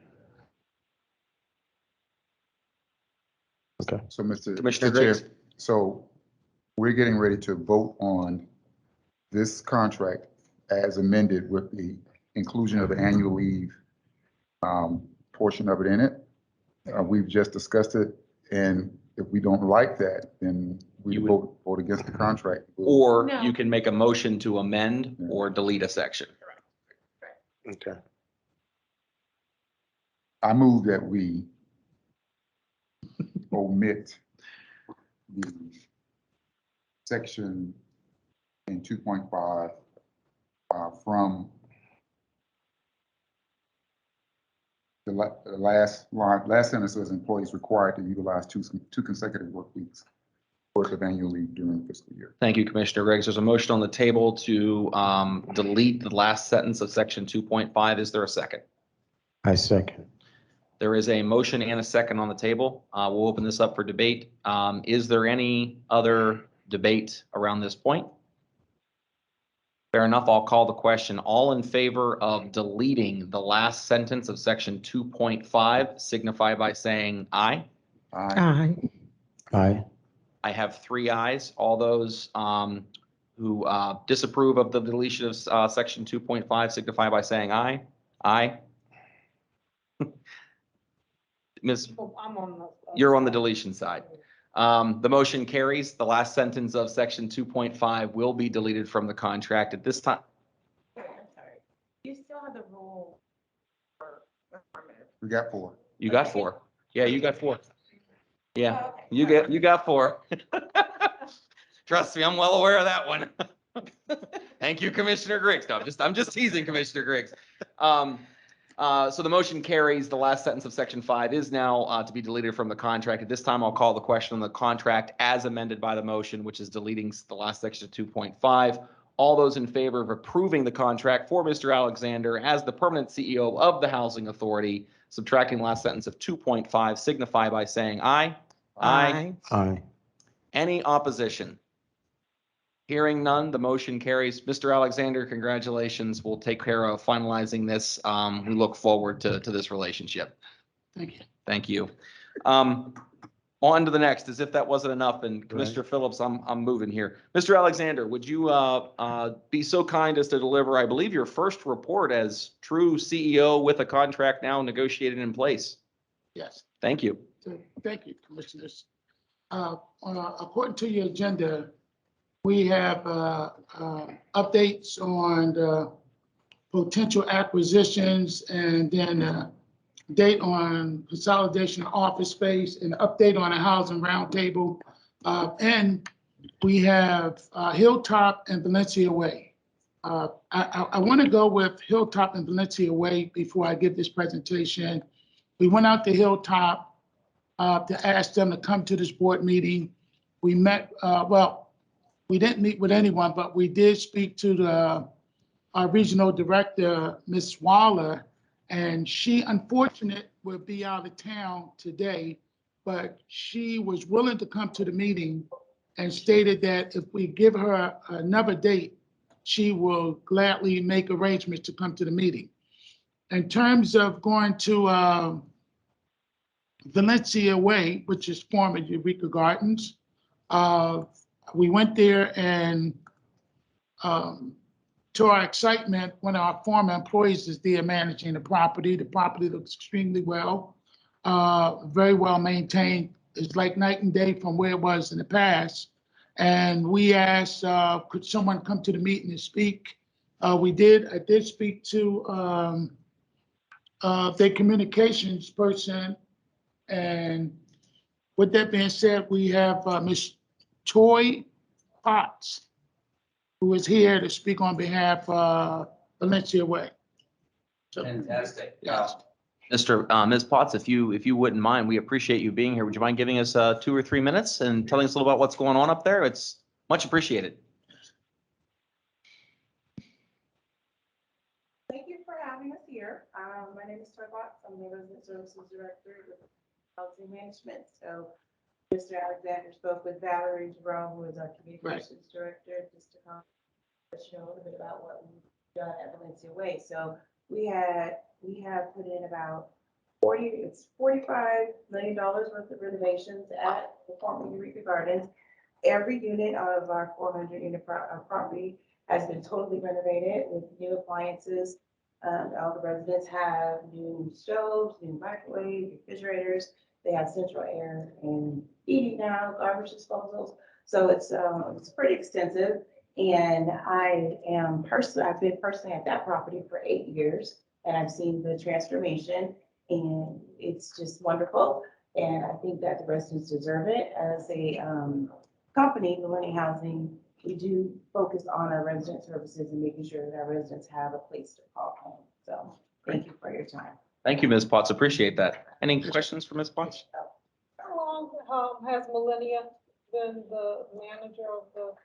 Since February 2017. So the disrepair that was in the news was under the management of Millennia as well? It was the previous manager, because I believe. The management, not you personally. Right, I understand, but previously it was Global Ministries, and we purchased their portfolio. So once we purchased it, we actually began renovations in 2008. Thank you. I have a question. Mr. Griggs? So along the lines of the recent articles or news stories we've been hearing about some of the other properties, they've been commenting on when they've had their last HUD inspections. When have you all had your last HUD inspection, and what was That it? information I would not know. You'd have to actually speak to Valerie Jerome, who's our communications director. I was just basically here to kind of give you the synopsis. Thanks. All the details have to go through Valerie. But So you don't actually manage the complex, you're the resident services, is that what you said? Resident What- Services Director, yes. Resident Right, services. I am right now Valencia Way, the acting property manager, so that was just a promotion I just got. 2 weeks ago. So, but I've been at the property for 8 years. Mr. Alexander, do you have a comment? yeah, Question? I just want to point out that that new management company has been there since 2018. 2017. 17. So, and mostly when you see these units on at this level, when you spend that type of money and do a gut rehab, and then you almost totally revamp the whole entire property. So, next to housekeeping inspections, $45 million is just no small money. That's a significant amount of money and a significant amount of improvements on a site that size. So if I could, Commissioner, yeah, Commissioner Phillips, please. what kind of safeguards have been put in place since 2017 that would keep it from returning to the state of disrepair that created all of the concerns with Eureka Garden? But we do have quarterly inspections that have started. We started because of COVID. Then we also have the on-site security that's there 24 hours as well. So basically, leadership and management, the management on the grounds that has changed. I'm sorry, Ms. Potts, did you say you are or are not doing quarterly So inspections? we are. You are, We okay. are. Question, so was there 24-hour security prior? Or is that's, Prior to when we owned it. yeah, so that's I'm not something new, okay. Commissioner Green, if memory serves, and it is going off memory, I don't think there was It there. That wasn't. was part of the problem, Mhm. if memory serves. Okay. Any other questions for Ms. Potts? Thank you so much, Ms. Potts. We appreciate you coming, and thanks for giving us an update. Thank you. Mr. Alexander, would you like to continue? Yes.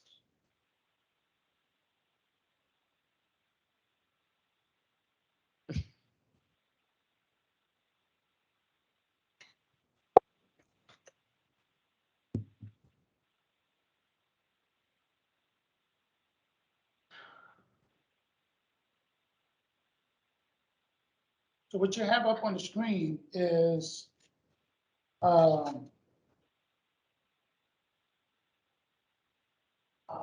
property acquisition committee. The committee consists of Dennis Law, who is our CFO, Jackie Harris, who is Director of Public Housing, Daniel Mitchell, and Missy Van Mars. We all went out to these different properties. Some of us went out there 3 or 4 times. Some of us went out a couple of times to go out and make an assessment of these properties and take a look at it. According to our strategic plan, is to drive the entrepreneurial direction. The purpose of the strategic direction is to establish Jacksonville housing as a regional leader in northern Florida. Strategic plan number 3, expand housing access choice. The purpose of the strategic direction is to expand housing program and properties for low-income residents throughout Jacksonville and beyond. So part of our strategic plan is develop more property and expand. Good. So Roosevelt Gardens, some of you may have went out to Roosevelt Gardens. Roosevelt Gardens have 206 townhouses. It's over 10.6 acres of land. It has 2 and 3 bedroom, 2 and 1 bedroom upstairs. The living room and kitchen is downstairs. Heating and gas, cooling, and AC, air conditioned units. We went out to this property, and we looked at this property as a potential deal. But when you go out and look at these properties, these units are very, very small. They're only 800 square feet. What's the next page, please? The 1 and 2 bedrooms are upstairs. They have narrow staircases, and the buildings are strictly concrete, and these are stucco walls. The bathrooms, if you notice in the bathroom, they don't even have much leeway between the toilet and the bathtub. And even if you're expanded in these units here, you couldn't even make these ADA compliant because the bathrooms are very small. The electrical work there, that's the typical electrical work inside the unit. 800 square feet, very small bedrooms, a concrete block, floors of concrete, tile, ceiling of concrete, very small units. Heat, gas, furnace, and living room, concrete blocks, concrete ceilings. Kitchens are very small, it's a typical kitchen, and these pictures are current because we went in the units as they are right now. A gas stove. That's how the site looked. We looked at that property, we thought that property for what people are asking is extremely overpriced. When we look at that property and what we could possibly do, we would probably do someone a favor to tear them all down. Just can't use them. So we didn't think that was a viable property for the Jacksonville Housing Authority. These are some of the pictures throughout. Property is 72 years old. And the buildings were very poor condition, recommendation to tear it down, expense tear down to the asbestos. They had asbestos throughout their long-term project, a low-income housing tax credit and tax fines, tax exempt fines needed, purchase for the value of the land minus demolition, foreclosed, ask the bank to donate properties to us. Only way we take it if somebody donates to us. I just think. So sufficient to say, Mr. Alexander, the only way where you would even consider that is fair statement. We couldn't even bring it into compliance unless we demolish the thing. And then my next question again, and I'm assuming we'll get into this in the next conversation, given that slide is, and this might go to Ms. Hodges as well, but given our assessment of that property, do we have any obligation, whether legal or moral for that point, to advise our colleagues of the city of the current state of that property and the potential for the fact that even if somebody were to buy it, it is not ADA accessible, it is not code compliant? I mean, I assume that they would know that, but I don't know the answer to that. Yeah. Ms. Hodges, do you have a thought? Yeah, so I mean, we've spoken about this. The housing authority, does have the power with respect to properties that isn't in your inventory to look at those properties to determine where they're slum and report those to, other agencies that can take enforcement actions. So I don't know if any of this even slightly rises to that, but I think it's something that the housing authority wanted to look into. Now, that's based on your powers. Obviously, your agency in our consolidated government is just a phone call away, right, from City Hall. Yeah. And things like that. Yeah, thanks, Ms. Hodges. I mean, Mr. Alexander, it might be a friendly phone call to the current owner, figuring out who the current owner is and just saying, look, if you transact this, we'd be interested, but if you transact it with somebody else, our expectation is it's going to be code compliant. It's going to be completely redone. I mean, that's a yeoman's task. Any other questions, comments on that one from the It board? appears, based just on the cursory review of the staff, that there are a number of code violations out there on that property. And as Ms. Hodges alluded to, we may want to refer that to code compliance. The other thing is under the community redevelopment or community development block grant program, one of the 3 categories for the use of that fund is elimination of slum and blight. And that certainly appears to fit within the category of slum and blight. Now, whether or not it's a priority to the Community Development Division at this point, is something that I wouldn't be aware of, because, the funding can be used for community development. It can be used for elimination of slum and blight and emergency situations. And we have, in fact, utilized funding in prior years to take down structures that created a public nuisance, if you will, as an emergency situation. Commissioner Griggs? Yeah, I was just thinking as we discussed this, that this presents a great opportunity to sort of formalize this assessment process.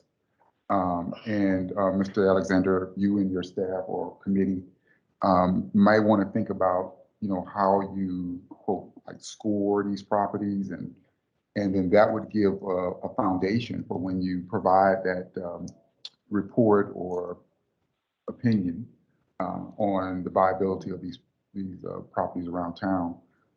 I would imagine also that would also bring perhaps engage more opportunity for us to play probably a more significant role when these properties are being assessed and considered because like we heard earlier on Mr. Wilson's presentation, people are making deals all over the place for affordable housing.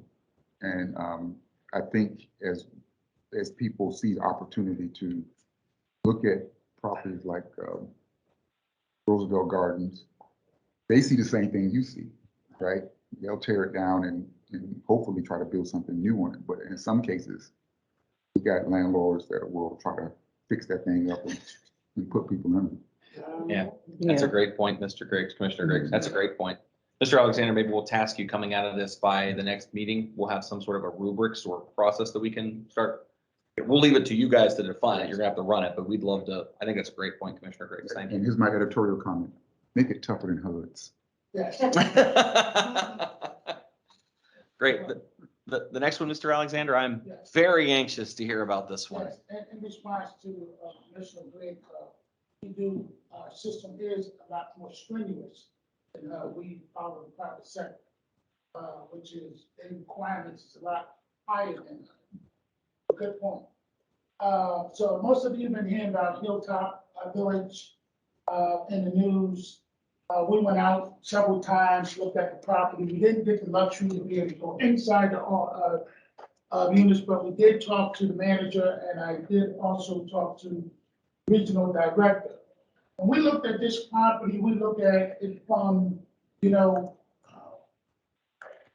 would this be a good investment?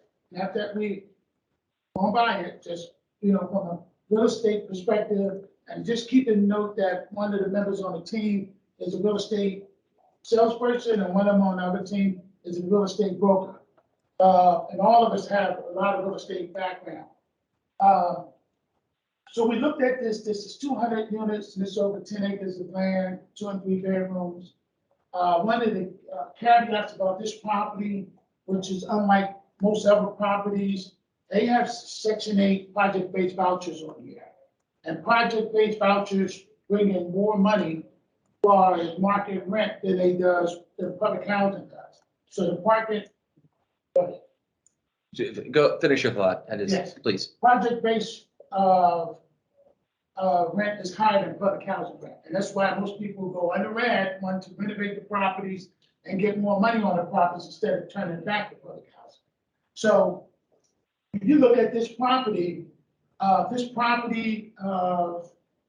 if you remember, Roosevelt Gardens, when they had a problem at the property, we came in and got tenant protection vouchers for that specific property. And with those tenant protection vouchers, we was able to help more than 200 families And those 200 families, when we manage those type of vouchers, they bring administration money into this agency, which adds to our voucher numbers. Well, we ended up with those vouchers because they failed the REACT score. Now, underneath these project vouchers programs, these sites have to pass REACT.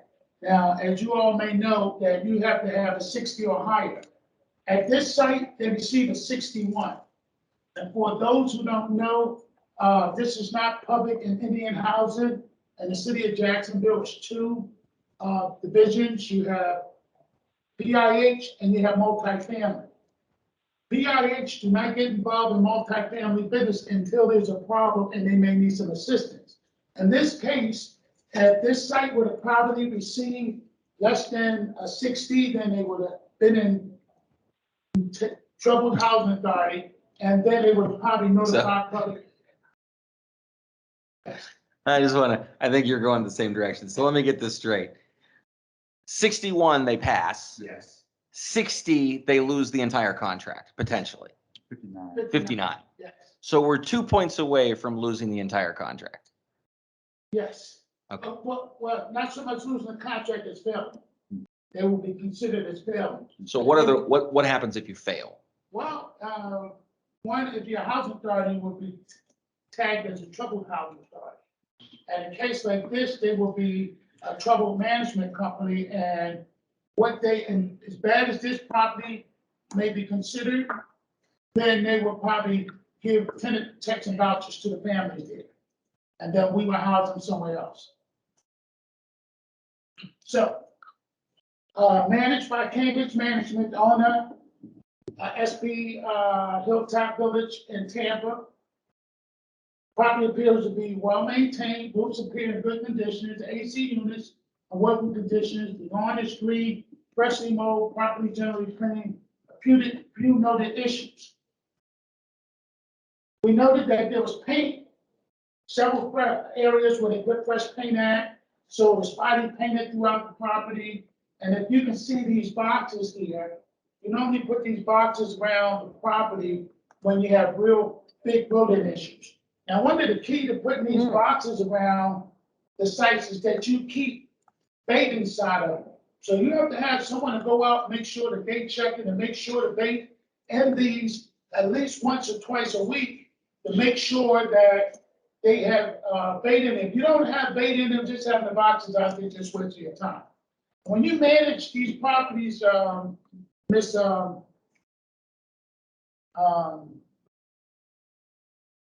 Ms. Toy, who said earlier at Valencia Way, when y'all asked what was they doing to prevent that property from being in that condition again, she said one key thing, she said inspections. So regardless of what type of property you have or what type of management company there, the key to avoiding any property from falling in any circumstances in there, you have to go in that unit every 90 days. You go in the unit every 90 days, you identify the problems. And clearly, they might have missed the issue by getting out there every 90 days because you always have these issues. You gotta make sure these boxes is addressed. You gotta make sure that you got boxes around the building. You gotta make sure if there's any issues inside the unit is addressed. Mm-hmm. Okay, standing water. We recommend to replace sidewalks in low-lying areas, prone to flooding, grading, and fill dirt in some areas. Had that problem around the state. The window screens was noted. Several window screens were either damaged or missing. Recommended replacing repairs. Overall, the property appears to be in good condition. I recommend reaching out to the owner to determine if they're interested in selling the property. Fully inspected. You have to fully inspect every single unit to be able to determine the condition of the unit. On the outside, it's like a shiny car. But on the inside, you may have some problems. And yeah, so Mr. Alexander, this is my question. So the story you're telling here is inconsistent with the story that's in the media. So any thoughts on why that is? Well, we only given you a curb appeal work. Okay, so this is, okay, Inside the units. And we know there are rodents inside the units. okay, We agree with that. That's why you see these boxes. okay. And you see the boxes there. And some of the units may be in bad shape, When you see screens broken in a window like that, that's a clear indication that the unit may not be managed correctly, and that goes back to housekeeping inspection. So any other slides on this one? Then I have thoughts and comments. Okay, so if we can go back. So while, and again, this is just my thought, Mr. Alexander, and I'll defer to my colleagues. While I think it would be interesting if we could hypothetically acquire this property and bring it back to the life it could be, I am way more interested at this juncture. And I appreciate the willingness of, who did you say might come and speak? Miss Wilder. So here's what I don't understand, and this is my frustration, and I'll just put it on the public record. Since I've been on the board, which has only been 4 months, 3 months, we have talked about this at least 4 times. It's on the public record. You visited with them. There have people coming from the city talking to them all the time. I would assume code violations are piling up. And yet, here we sit and nothing's being done. So I respect the fact that they want to come out, but at this point, and again, Ms. Hodges will probably throw something at me, I don't understand. We've given them every opportunity to have a conversation with us. The city itself, it's on the record. It was, I watched Mr. Green's confirmation. It's on the record. The city of Jacksonville is asking us, why haven't we done anything to look into this? So I'll ask again, why are we not subpoenaing them and asking us? I want to see what the units look like. I want to know what they're doing. At the end of the day, these are people that live under our jurisdiction for affordable housing, and we have a right to know. You've asked nicely at least 3 times. Any other comments from any commissioners? Yeah, Go ahead, Sure. Commissioner Griggs. certainly. Been following this case, obviously, and this particular one, but it's not the first time we've seen this, of course. This young lady who was here earlier, Miss Toy, I guess it was, from the former Eureka Gardens. I may have been sort of a little bit on the edge involved in some of the response that were going on with that earlier. The bottom line is that these management companies and ownership groups, they know how to dog and pony their way through this process, you know, and if we're going to be aggressive about it, if we're going to play an aggressive role, because the rules are set up where they are passive enough for them to get away with this. And they know that. And this is about making money. And unfortunately, it's the expense falls upon residents of Jacksonville who are living in these conditions. My recommendation would be that that we continue to keep an eye on this and do. And I know, Mr. Alexander, you're probably going to tell us that we're probably doing all we can from this purview. But I think if we work alongside the city, we may be able to add more teeth into how the community responds to this. So I guess I just want to just kind of encourage you to continue to, you know, to sharpen your tools and be as resourceful as you can in working with the city and hopefully HUD, tongue in cheek, to see if we can protect the people who are living in these residences. Well, I would think we would at least need to see what the insides are like, right? I think we know what the insides look like. Yeah. Well, Or at least several of them anyway. I think I'm going to respond to Commissioner Green and then Commissioner Brock, if I may. I think you're right, meaning I think in the media, it's clear. The media's made clear what the insides look like. But I do think, to your point, us laying eyes on it, or frankly, Mr. Alexander and his team laying eyes on it, is a different thing than just hearing the media. Commissioner Brock and Commissioner Phillips, I know you informed me of a prior commitment, which I apologize. So we will still have quorum after you depart. So I understand completely. The rest of you are stuck. There's nothing else to, there's no more action items. So, but Commissioner Brock, I apologize. Go ahead. No, I was just going to say, Mr. Chair, that looking at the slides that Mr. Alexander presented, it's definitely based on have been in public housing. It's definitely a housekeeping issue inside the units. I mean, I know we want to lay eyes on the units inside, but you can tell that there's the blinds, the screen, all of that tells you that the units are not being inspected inside and kept up like they should be. Okay, that's very helpful. So, Mr. Alexander, what I might suggest is, I'm not, I don't think we're ready from a policy and procedure standpoint to go throwing out subpoenas at this point. But I will say this, I don't know, does it take a vote of the board to issue a subpoena or not, is the first question. I assume it would. Mr. Alexander, I would relay the message quite clearly to existing property management, to relay it to the owner, that you're gonna need a lot more information, that you will be in touch with our counterparts at the city of Jacksonville.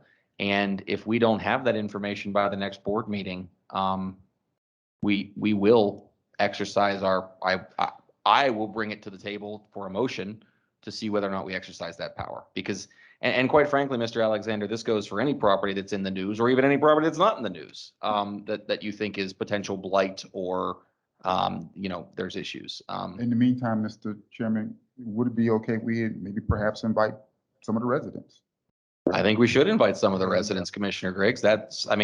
We will schedule a much longer meeting for that, but I do think that is a wise decision. From what I understand, they kind of put together a response team or organization to try to help communicate some of their. That'd be great. And I think this goes back to Commissioner Phillips, your roundtable. I think it goes back to that. Commissioner Brock, They do have a resident council, there at Hilltop. would you be willing to reach Like, out to that, Commissioner Brock? Mhm. That'd be fantastic. Okay. And I want to say this, again, for the record, I don't think any of us sitting around this board is intending to be, anti-private sector. But there comes a point when questions need to be answered in a transparent way. And I think that's the point. So Mr. Alexander, unless there's more questions, comments on this, I think, please deliver that message loud and clear from, this board to that owner and the other owners that you might see fit, that if we don't get the information, there will be consequences. Yes, sir. Commissioner Phillips? Chair, I don't know how many more complexes you have first to look at. 2 more. I did have a question before I leave. Yes, please, on Commissioner Mr. Phillips. Alexander, that does not deal with these complexes. And I just wanted, because it wasn't listed on here, an update on the Daytona Beach agreement that Okay. we took some action on, I guess, previously. Mhm. The It's my RADs. understanding that they have, Yes, I recall, yes. that they have maybe, they're in the process of hiring a new executive director there, or what? What's the status on that? I don't know what the status is. I know that they did have interviews. But I don't know how far. Okay, they so, got. so if they are in the process or that close to hiring a new executive director, do we still anticipate that they will be requesting services from you? Oh, no, that was. Yeah. That did. Okay, I just wondered where we were with that. Yeah. Okay, if it was coming back. Thank Question, you. Mr. Phillips. Mr. Alexander, perhaps the next one? I think we've, Okay, so this is Golden Shores. This is 7703 Hare Avenue. This site here has about 355 units. It's 249 efficiencies, and the square footage of these units is 420 to 450 square feet. You have 74 one bedroom, 1 bathroom, 32 2 bedrooms, 1 bath. It's on 13 acres, 13.6 acres of land. These units are basically set up like motels, basically. Mhm. And it has featured 4 lakes, and it's built in 1960, so the units is basically 60 years old. Most of the units are motel-like. So we brought this up just because many times we get all these notifications about these different properties that's available. We try to go through them and see, either take a look at them, or we try to, pencil them out financially, see what will be viable for this agency or not before we bring it to the board. And sometimes we go out there and visit them and find out that the pictures tells not the story we see out there. So standing water is common underneath the property, it's very poor drainage. The gutters were missing and were missing downspouts. I was shocked to be able to look into the manager's office and they had, air conditioning handler straddled over the bathtub, and that was the stand. Yes. Where is Harry Avenue located? Where in the city is this? Commissioner Brock? But, to the chair, this property here, also I want to let you know that it do have some of our vouchers in that property that residents who have our Section 8 vouchers are living in that property. Yes, I've been in that property. It's just like what Mr. Alexander is saying. It's awful. It really is. I Ms. believe, Phillips. and We Commissioner Phillips. require the units be inspected before we give somebody a voucher to go into them. But they are there, our vouchers. so Commissioner Phillips, and I think this is this on the east? No, it's in all of. It's in Arlington. Mhm. Okay, it's in Arlington. So I don't know if we have vouchers on We it or do. they are project based out there. It might be project-based, but I know we do have them out there. If they're project-based, Mhm. then they probably would be through federal HUD and Yes. not through. Not the us. other Mhm. agencies. Yes. So, I would hope, is that something that we can verify? Yes. And so, okay, go ahead, Mr. So we got Alexander. the flat roofs out there. With tarps, I see. Yes. Mhm. Yes. Okay. Mr. Alexander, before we continue, I think this is another message that needs to go out before this becomes another issue that becomes an issue, which is give us the information, tell us what's going on, tell us what you're doing. We want to see insides of units. That is enlightening, to say the least. Yes. Thank you, Mr. Alexander. All right, so the asking price is, Oh, so what, yeah, so here is, US, Mr. Chair, about a possible building that can house the Jacksonville Housing Authority. So we went out, looked at a couple of buildings. This building is EI building here, which is on 7601 Centurion Parkway. The asking price of this building is $5.9 million. 60,000 square feet, owned by EI, who is our IT vendor.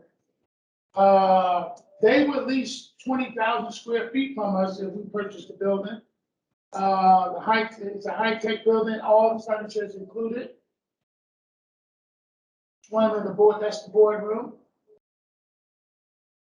The main cubicle area would be a good place for a housing choice voucher program. Second, cubicle area, which is supportive departments. Second cubicle area, supportive departments, management offices. Some of the office space. 1 second, Mr. Alexander. Commissioner Phillips. Well, he could finish, but my concern would be accessibility for I agree. our clientele and our residents when looking at new office space. Certainly being in the urban core where you have, and though people have cars, I understand, but many people may take buses or other types of public transportation when coming to do business with the housing authority.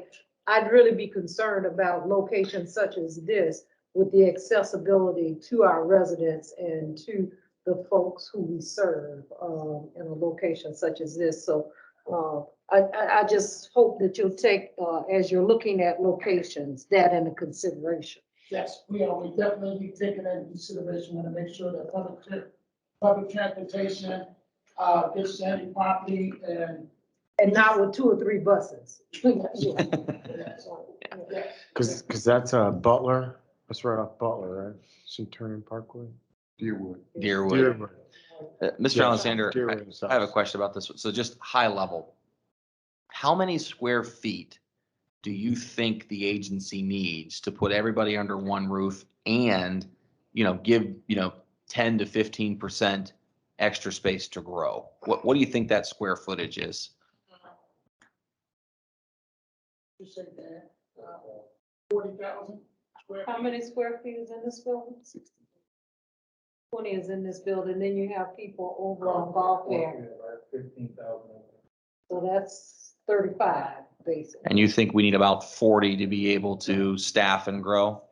So what I think, Mr. Alexander, and I think this would require a procurement process, which would be potentially engaging a subject matter expert, like a broker, like a third party, to help assess possibilities. Not that you can't. Obviously, I love that you're thinking this way. It might just be helpful, though. I'll leave that to your discretion to decide. What puts it around? We actually do all the finances. We just presented this to you. But Okay. we have all our finances behind it. And we try to make sure that we just not Well, so much the business, and- we try to do the finances. And I love, Mr. Alexander, sorry to interrupt. I love the fact that there's 20,000 square feet that would be leased back from us, which is an offset, which is quite nice. I mean, and so I certainly wouldn't discount this. But the transportation location relative to clientele is obviously a serious factor, but that's interesting. Yeah. Okay.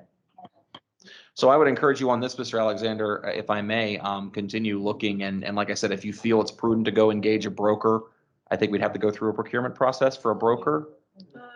It depends, I mean, okay, you will. Okay. Ms. Brock? Yeah, Mr. Chair, to Mr. Alexander, did you take note of that, of the residents being able to get to this location? Yes. Can you address that? Well, that's what we talked, that's what Ms.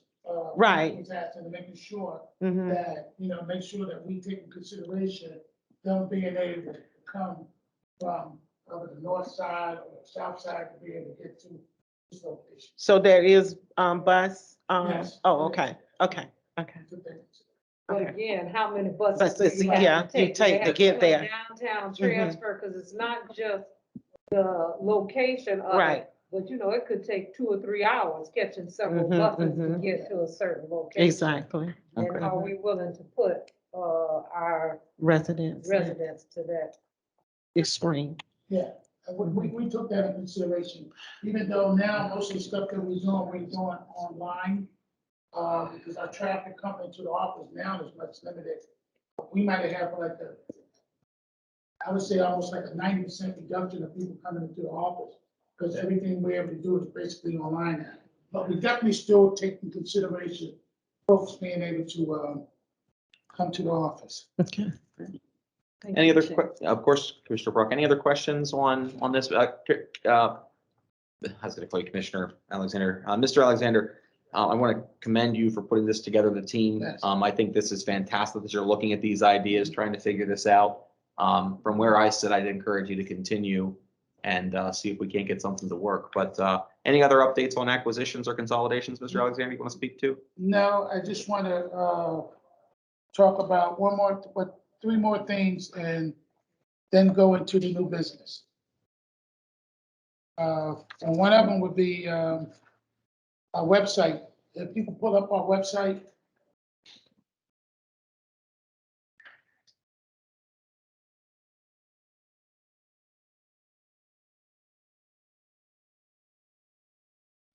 You go to our website, we have a new customer service survey up here in the corner. Click on that. And now the manager will be able to go inside the system, residents can go into the system and click on any site that they live at and follow the steps on leaving a response to customer service. Great. And we actually create a spreadsheet and a printout that we'll be able to get on a daily basis or a monthly basis or a weekly basis. And a resident can go on there and send as many comments they want about any specific site. I just want to point that out there. The other thing I want to talk about is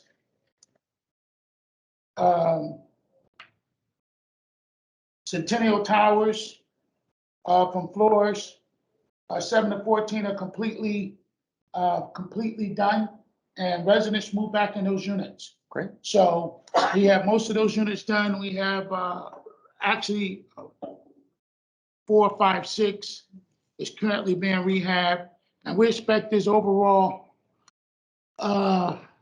task will be finished sometime July or February. That whole building will be completed. We currently moving the manager's office up on the 14th floor because they're now doing the offices on the first floor. So we put out notifications so folks know when they come in the building, the manager's office up on 14th floor. Also, with new business, Mr. Alexander, 1 second. So any other, before we get to new business, I think we've given our thoughts and direction on Hilltop, Valencia Way, and now we'll add Golden Shores to that list. Yes. So anything else on, just as part of your report, we move on to new business? I don't think so. no. Okay, great. We're going to go ahead and move on to new business. Mr. Alexander? Okay, so I wanted to bring to the board's attention, we had FHEO, which was the compliance review. They conducted the compliance review. We responded, provided them the documents. On August 30th, they sent back the response, and it clearly states in here that the Housing Authority is in complete compliance. Let me use the verbiage they says. That the Housing Authority is in the FHA. It says that the FHEO compliance review revealed that the JHA is in compliance with Title VI. However, HA has some concerns associated with their risk. And in that risk, they have an MOU. And the MOU they are asking me to sign is typical of all the things that we will do. And it's asking that that I have authorization from the board to sign off on this MOU, which is basically some of the things that we are doing now. Putting in place is actually 4 things that they are requiring that we do. So, Mr. Alexander, having seen these, a couple of things I want to get to, and I'm looking at Ms. Hodges. Yes. I want to get to a point where certain things like this become pro forma for you, where Yes. if this is a HUD requirement, obviously we're going to comply with HUD. Yes. As long as you come to this board and tell me that we're going to comply with HUD, Right. I don't exactly feel like we have a choice but to comply with HUD. So, you know, as that is the point, you know, I'll let the rest of the board speak for itself. I mean, I did take a quick look at these and kind of reviewed them in advance, and I have no comments or questions on these, Mr. Alexander, but I'll defer to the other colleagues of the board here. Mr. Green, questions? Mr. Green? No questions. Ms. Brock? Can I get a motion to approve these 2 MOUs that Mr. Alexander can execute them on behalf of JHA for HUD approval, please? I make a motion that we approve these MOUs. I get a These second. 2. I'm sorry, it's, I one. apologize. This And one. I misled you, Ms. Brock. It's just 1. I Okay. apologize. Correction, 1 Thank you. I get a second. MOU. I second. There's been a motion. Just make sure, because this is a new item, just make sure you open that up for public comment. Thank you, Ms. Hodges. There is a motion and a second on the table. Before we proceed to any debate, I'll open this up for public comment to discuss the memorandum of assurance relative to the U.S. Department of Housing and Urban Development, which was presented under new business today. Do I have any public comment from here in the room? And do I have any public comment from any member of the public attending virtually? Please speak up. Hearing none, I'm going to go ahead and close public comment on this. There's a motion and a second on the table to approve this memorandum of assurance. Any questions or debate? Hearing none, I'll call the question. All those in favor of approving the memorandum of assurance that was submitted to us at the board meeting in connection with the Office of Fair Housing and Equal Opportunity from the U.S. Department of Housing and Urban Development, signify by saying aye, please. Aye. Aye. Any opposition? Hearing none, the motion passes. Thank you, Mr. Alexander. Anything else, Mr. Alexander, in a new business? Shockingly, to my commissioners, I have nothing under new business today either. Absent anything else, I would entertain a motion to adjourn. I have a motion. No, I just have a question. Oh, Mr. Griggs, yes, please. I Aha, it's you this time, Mr. Griggs. Aha. I think it's old business and I'm sure it's nothing, but when Mr. Alexander brought up the website, the new website, and thank you for that, it looks great. I may have missed it. We have new branding, it's nice, but nowhere on it, it calls us the housing authority, it calls us Jacksonville Housing. Thank you, Mr. Griggs. And I am the biggest offender of this. I believe we have rebranded to Jacksonville Housing, correct, Mr. Alexander? And I am a huge offender of this because, Mr. Griggs, to your point, we are not JHA for branding purposes, are we? No, I just didn't know, and if it's been officially changed, then is that going to be how all of our documents appear from now on? And I think, and this might be Mr. Alexander, Ms. Hodges, I think it's a rebrand DBA, not necessarily a change to our articles of incorporation, which would require, I assume, city of Jacksonville and or state consent. Well, the city of Jacksonville, so you were formed, you have a legal name, and that's the Jacksonville Housing Authority. So you can't change that without, going back to city council. Well, I think if that's the case, then it needs to say that somewhere on the website. We have to say the legal name somewhere on the website. Right, correct. Right. And Dwayne, I recently sent, there are actually requirements under 185 for special districts. So we've got to make sure we adhere to those, but I'm happy to work with you and make sure we check all those boxes. Mr. Alexander and Ms. Hodges, to the extent that it's appropriate, I don't even know if we can file a DBA for an agency. I have no idea, but I'll let the two of you work that out. Sure. Looks nice though. Yeah, it looks fantastic, Mr. Alexander. So thank you to you and your team. Any other points for new business? Hearing none, I'll entertain a motion to adjourn if I can get one. So moved. So moved. Can I get a second? Second. Second, Ms. Brock. I have a motion to adjourn and seconded by Ms. Brock. All those in favor signify by saying aye. Aye. All those opposed, none. This meeting is, hold on. Next month's meeting, weren't we supposed to vote to move the days? No, that will come before governance. That's being debated in governance right now, Mr. Green and Commissioner Green, and there's some debate back and forth about So this. we are meeting on the 18th? At the moment, yeah. Okay. And if it changes, there'll be a notice from Mr. Alexander that that addresses that via the governance committee. Okay, thank you. Okay, thank you. We are adjourned. Mr. Chair, can you just announce that I gave all the commissioners